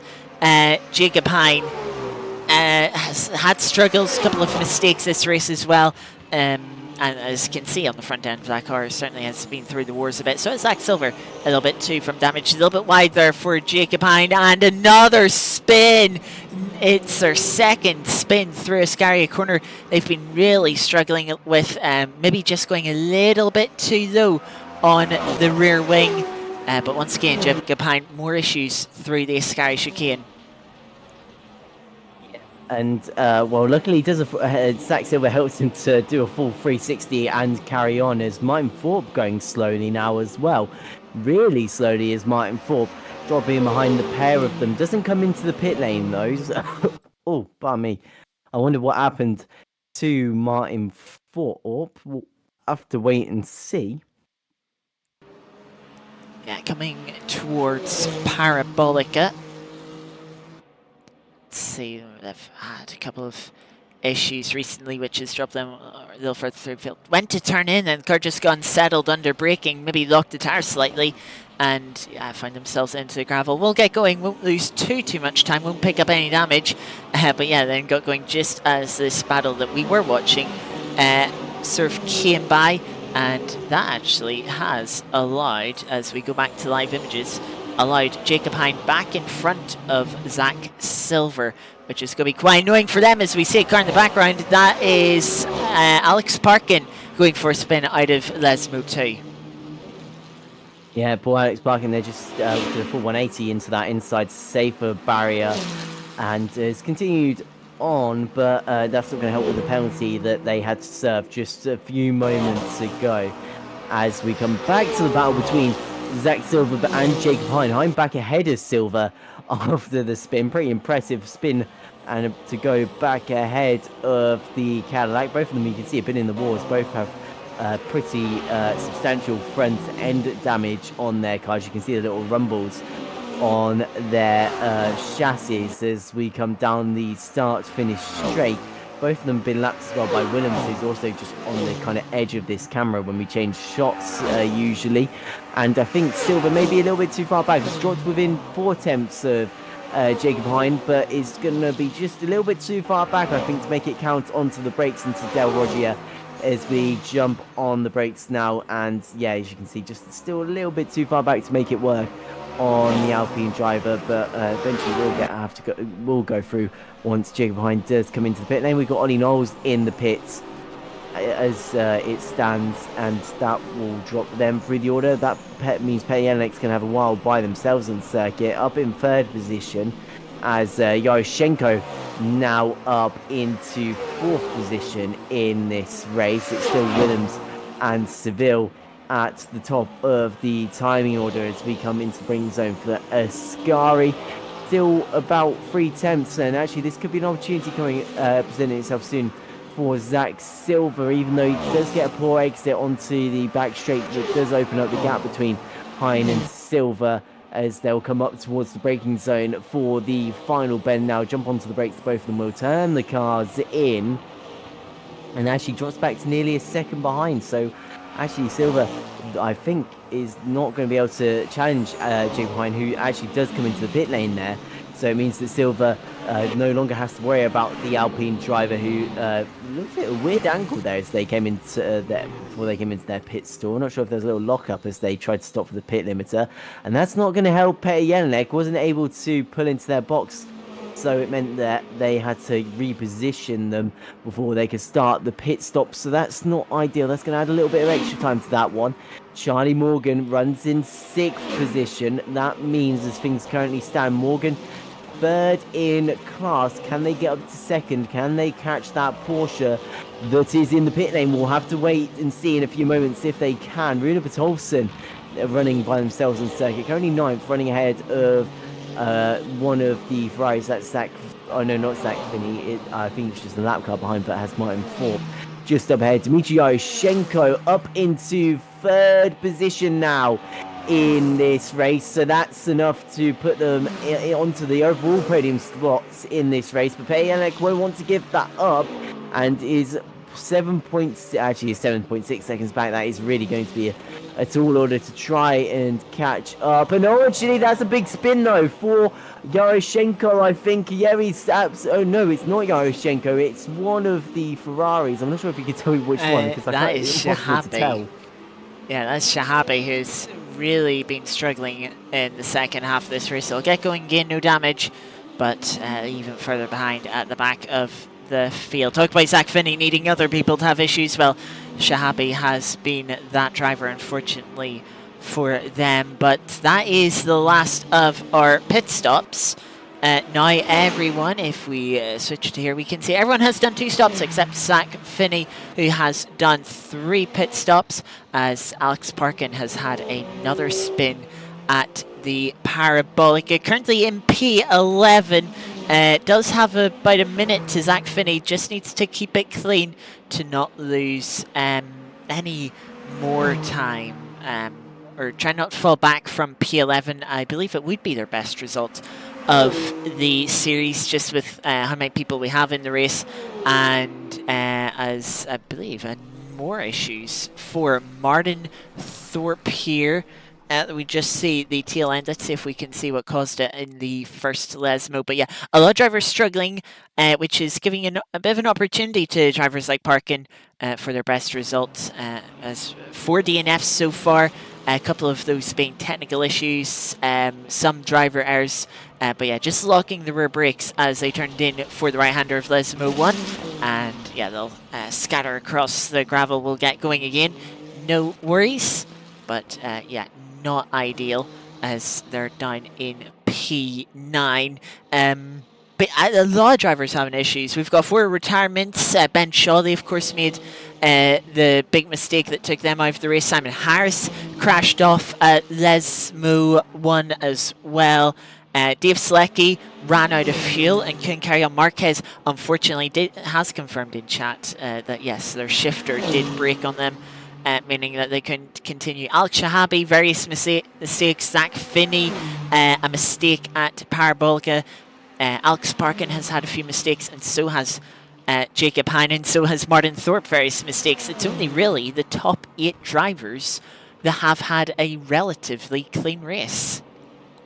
I think actually we saw a lot of drivers having disrupted races last time out as well. So I think really the key to this series, if you want to do well, is just to stay consistent. Obviously, still a somewhat new simulator to a lot of drivers as well.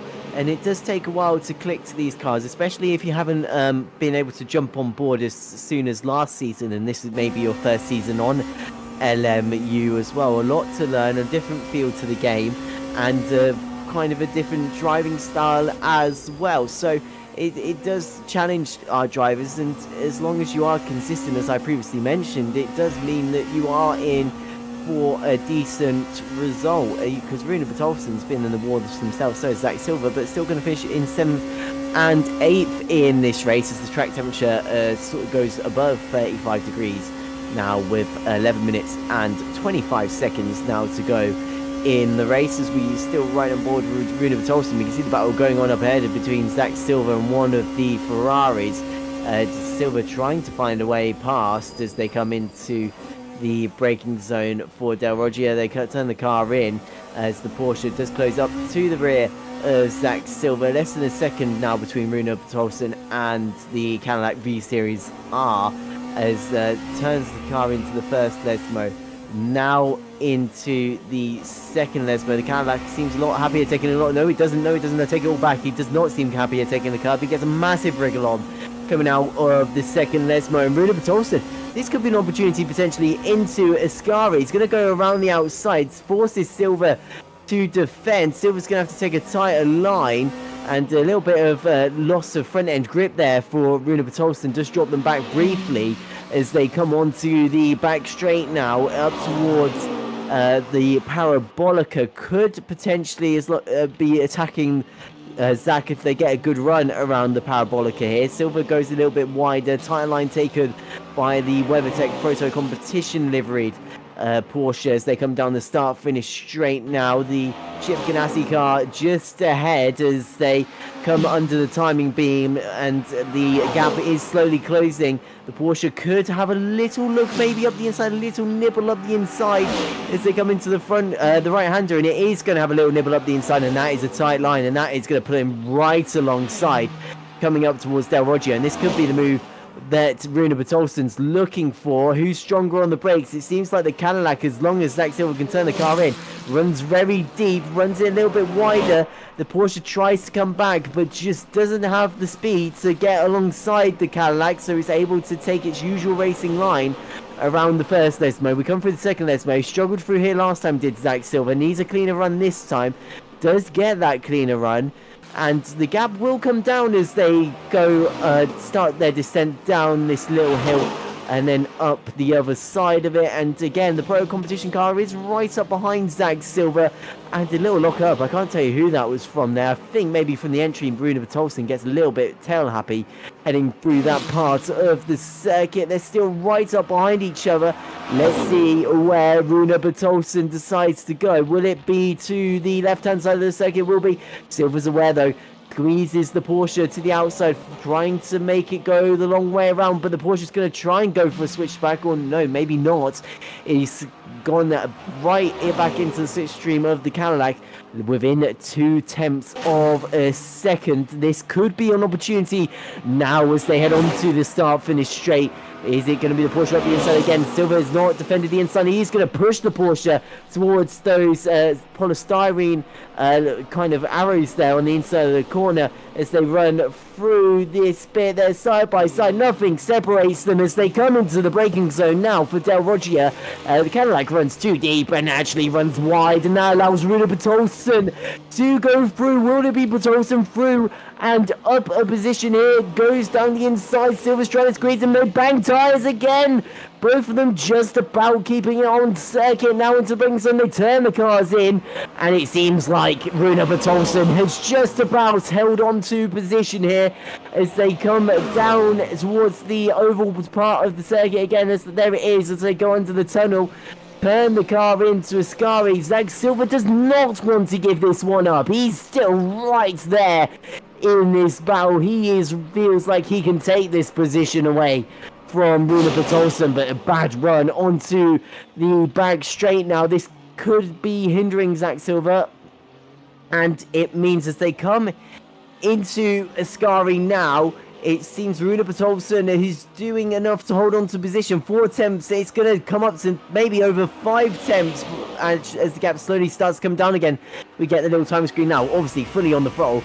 Upshifting up to 7th gear does the Cadillac. The Porsche does have a nice little bed on it though. 4 attempts and over is the gap between these two, and it seems like Rune is doing enough to keep Zach Silver behind as things currently stand as we come towards Del Roggia, and it's not going to be close enough. It's not going to be close enough indeed. Zach Silver just isn't there or anywhere near, and it means that Rune Bertolson, with 6 minutes and 37 seconds to go, is holding on to position in class and 7th overall in this one as they turn the cars into the second Lesmo once again and head up towards Ascari. And oh, big swag! Oh my goodness, a massive tank slapper there for Zach Silver. Nearly goes into that inside safer barrier on the right hand side, but just catches the car before it heads towards the grass on the right hand side of the circuit. That drops him now to 7 tenths back from Rune Bertolson. Falling out of the slipstream, it'll be difficult for Zach Silver to close up again, especially as we're within 6 minutes of the end of the race. But it is not too late for things to change if drivers make mistakes, as a couple of those who've been already struggling throughout the race have made a couple more. Alex Shahabi a few laps ago got a drive-through for track limits. Zach Finney has also got another penalty, not sure what for exactly, but they do have an outstanding penalty that they have to take before the end of this race. It's been a difficult race for a lot of the drivers. Things have now spread out towards the end, but really this is first time in a little while we've got a clear picture of what the field is. A little lock-up for Bertolson into the corner. So as we can kind of calm down, start to reflect on this race, let's just have a little look at the positions gained and lost. Of course, 4 retirements back for the field. Those have struggled. Shahabi and Finney down 4 and 7 positions respectively. The only other drivers to lose places is Martin Thorpe in P9, dropped from P8, and Bertolson in P7, who dropped from P6. Everyone else has made positions up, capitalising on others' misfortunes. Parkin up 5 places, Zach Silver up 4 places, but Yaroshenko up 4 places, Williams up 1 place, but more impressively, you could say, Charlie Morgan up 7, Yelnik up 6 in 4th place, but Ollie Knowles up 9 places to hopefully get top 5 finish should they not make any mistakes for the rest of this race. And also, I think for Oliver Knowles, there's I'll just quickly check. He is an AMS runner in the field, so that is going to be a second place in the AMS class to Dmitry Yaroshenko, who's running up in third. That's going to be an impressive result for Yaroshenko, third overall and a win in the amateur standings, which will be a great result for them. It means that as well that Charlie Morgan, as things currently stand, sits in third position in the AMS class, and that's really exciting for the AMS field because it does mean there will be a new winner in the amateur standings for this round. It will be Charlie Morgan's second podium of the season after a second place earlier on, and it will be Oliver Knowles' first podium of the season as well. Also, Daniel Willems, we will see them on the podium for the first time in the pro class, and it will see Petty Jelinek on the podium for the first time in the pro standings as well, and it will be Jonathan Seville's second win of the season. Oh my goodness, it's Dmitry Yaroshenko. He's stuck on the sausage curb, and that has massive ramifications for the amateur lead, and it is almost been hit. He's hit by one of the Ferraris as well as pushed him off the curb. Where is Oliver Knowles? Oliver Knowles is 3 seconds back in the field. Petty Jelinek is up to third place overall. That drops Yaroshenko off the overall podium. And potentially, as things currently stand, the gap comes down. Potentially front-end damage almighty on the front of that Ferrari. It could mean that Oliver Knowles is on for a win in the amateur standings. 8 tenths is the gap between the pair of them. It just depends how well can Dmitry Yaroshenko drive that car to the end. It depends how much damage it has after that front end bit of damage. To be honest, it might be a blessing that he got hit there because he would have been stuck on the curb for quite a while. As the car goes off there, it's not going to hinder the top 5 battle. It's Martin Thorpe again, struggling in that last stint in this Ferrari tyres, just seemed to be completely gone on that car. And I think Yaroshenko, the damage isn't too bad, and I think he's just going to be able to hold on to an AMS win here because it seems to open up the gap to about a second. They'll come down the start-finish straight now. But, oh my goodness, let's see what happened to Yaroshenko. Yeah, hopefully this replay gets the start of this moment for Yaroshenko. Will indeed. Coming into Curva Grande, was sitting in P3 in a podium position. Coming down to the chicane, biggest braking zone, a little lag moment here, but yeah, as they come back, they're just stuck on the curb. And look at that rear wheel spinning off the ground. The Ferrari does have hybrid on the front axle, but they are only allowed to use it above 108 kilometers per hour. I can tell you for certain that Ferrari's not going that quickly. The yellow Ferrari there bumps Yaroshenko. Biff, friendly teamwork, you could say, both being yellow Ferraris. That frees Yaroshenko. They lost P3 to Peter Jelinek, and Ollie Knowles just a second behind. Oh, you know, that could have been another place for Ollie Knowles had it been had it not been for the yellow Ferrari. Not sure which yellow Ferrari. It might have been Shahabi, maybe Zach Finney. But they saved Yaroshenko from potentially having to DNF. Getting back up to speed is Yaroshenko. They've pulled out the gap. Ollie Knowles got to within a second momentarily, but they've opened that back up to a second and a half. Charlie Morgan not too far behind Ollie Knowles as well. Has been closing in over the last few laps. Let's just check in. What was the lap time difference between these two last time? 7 tenths quicker for Charlie Morgan. But as they've now come on to the final lap, it's just going to be a too little too late for Charlie Morgan to get themselves into the top 5.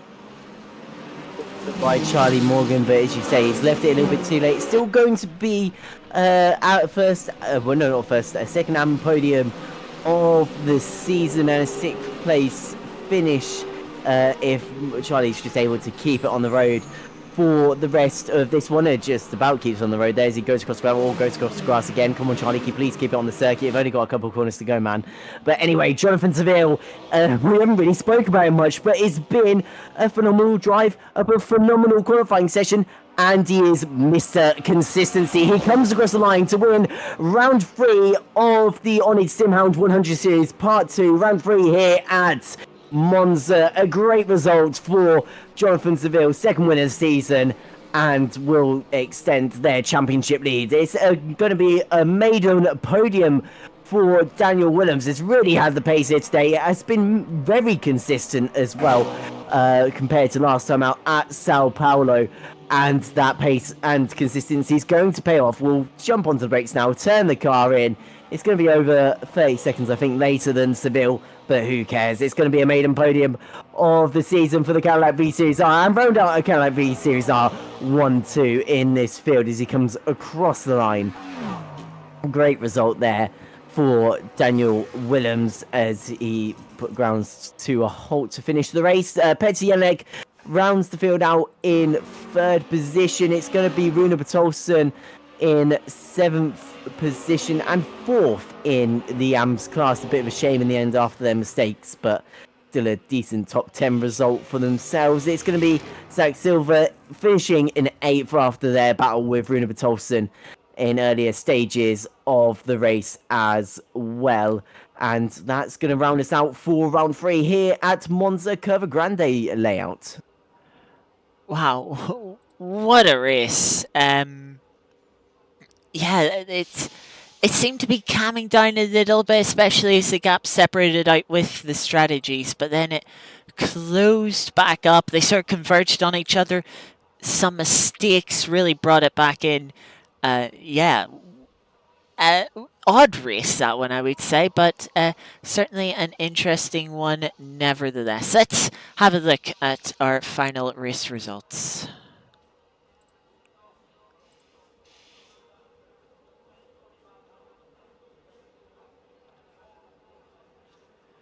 So it is Jonathan Seville that takes the win ahead of Daniel Williams. The only two drivers to stay on the lead lap after Yaroshenko's issue drops him off the podium, elevating Petr Jelenek into P3. Yaroshenko, little help from a fellow Ferrari, would stay in, hold on to P4 just ahead of Ollie Knowles, who was being chased down at the end by Charlie Morgan, who would just miss out on a top 5 position. Werner Bertolsen with the fight with Zach Silver in the final stint, we'd take P7, Zach Silver P8. Jacob Hine with issues, we'd take P9 from Martin Thorpe after a late mistake bumped them to the bottom of the top 10. Alex Parkin would take P11, their best result of the series so far. Has Zach Finney, who was quick but had a lot of troubles. 3-minute pit stop at one point, having lost a wheel with the crash at Parabolica. They will finish 4 laps down. And Alex Shahabi, having even more issues, would finish 5 laps down. Then we have our non-finishers. Marquez, very unfortunate shifter issue. Shifter braking meant that they weren't able to finish. Dave Selecki accidentally missing their fuel usage. Ran out of fuel and thus can continue. Simon Harris, mistake into Lesmo 1, hit the wall, lost the front left tyre, could not drag the car out of the gravel, and so would end the race there. And Ben Shawley, a mistake, can't remember exactly where they made their mistake early on in the race, but they had a crash much like they've sort of had recently over the last sort of season and a bit. They've either been quick and won the race or have ended up having a crash this week. It was a crash for Ben Shawley, and they would be they were the first of our drivers to retire. Then our bottom 3 drivers were not able to make this race and failed to withdraw. But yeah, no, what a round there. Another one of consistency in the end, but Jonathan Seville doing a great job at the front of the field, controlling the race, and ultimately extending their lead in the championship so far as well. Yeah, that's it for round 3 of the season, and well, next time we'll be heading off to Sebringa. There it is on the 10th of August, round 4 of the championship. This was the halfway mark, obviously a 6-week season, and look, we've got some great circuits to come as well. Fuji, and rounding out with Le Mans on the 24th of August. That's going to be a brilliant way to finish this championship. But obviously, still Spring next week to look forward to. Yep, still Sebring as we get into the second half of our series from next round. We've seen how interesting the series can be with the strategy still, even with only a single class, even with a slightly smaller grid this time. Hopefully, we have a few more of our drivers returning for the second half.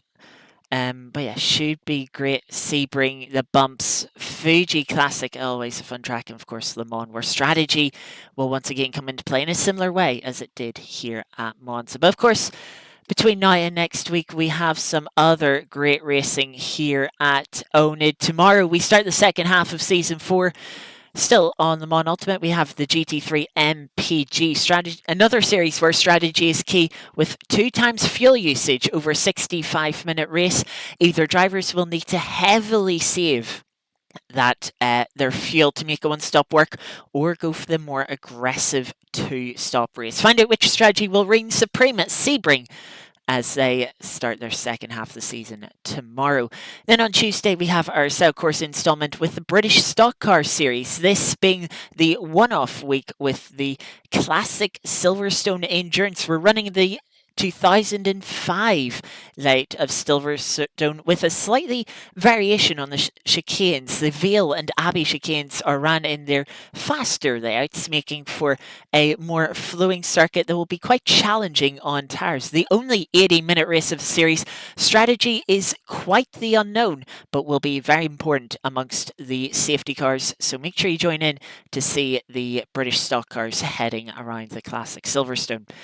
On Wednesday, then, we have the continuation of our Sim Hound Academy on the Mon Ultimate, the only multi-class series we have on the Mon Ultimate, GT3s and hypercars driven by slightly less experienced drivers who are gaining some experience, trying to improve their skills. They'll be taking a 50-minute race around Sebring, sort of mimicking a half race of our 100 series. Before then, on Thursday, our iRacing installment continues with the GT3 Transatlantic Showdown. Europe, having taken the lead in the first week, have had 2 per rounds and allowed North America to gain a massive lead as we end the American half of the season. We head now to some European tracks. Silverstone will be the first of the European leg for that series. Can Europe stage a bit of a comeback now that they are now on their home turf, or will America continue to dominate from the last 2 rounds? Make sure you tune in on Thursday to see how that plays out before me and Tom return next Sunday for Sebring of the 100 series. So all that to look forward to, and make sure you do join in with our championship. It's obviously halfway through this season, but you can always join us for the next one as well for some great racing here at oNiD. But I think with that, that's everything we've got in store for you this evening. Make sure to join the others on the stream tomorrow. And well, I think from us, that's going to be it. So I'll say goodbye unless there's anything else you want to add, Scotty. No, you said all. Thank you all very much for watching. We will see you next time. Till then, take care, enjoy the rest of your Sunday evening, and good night.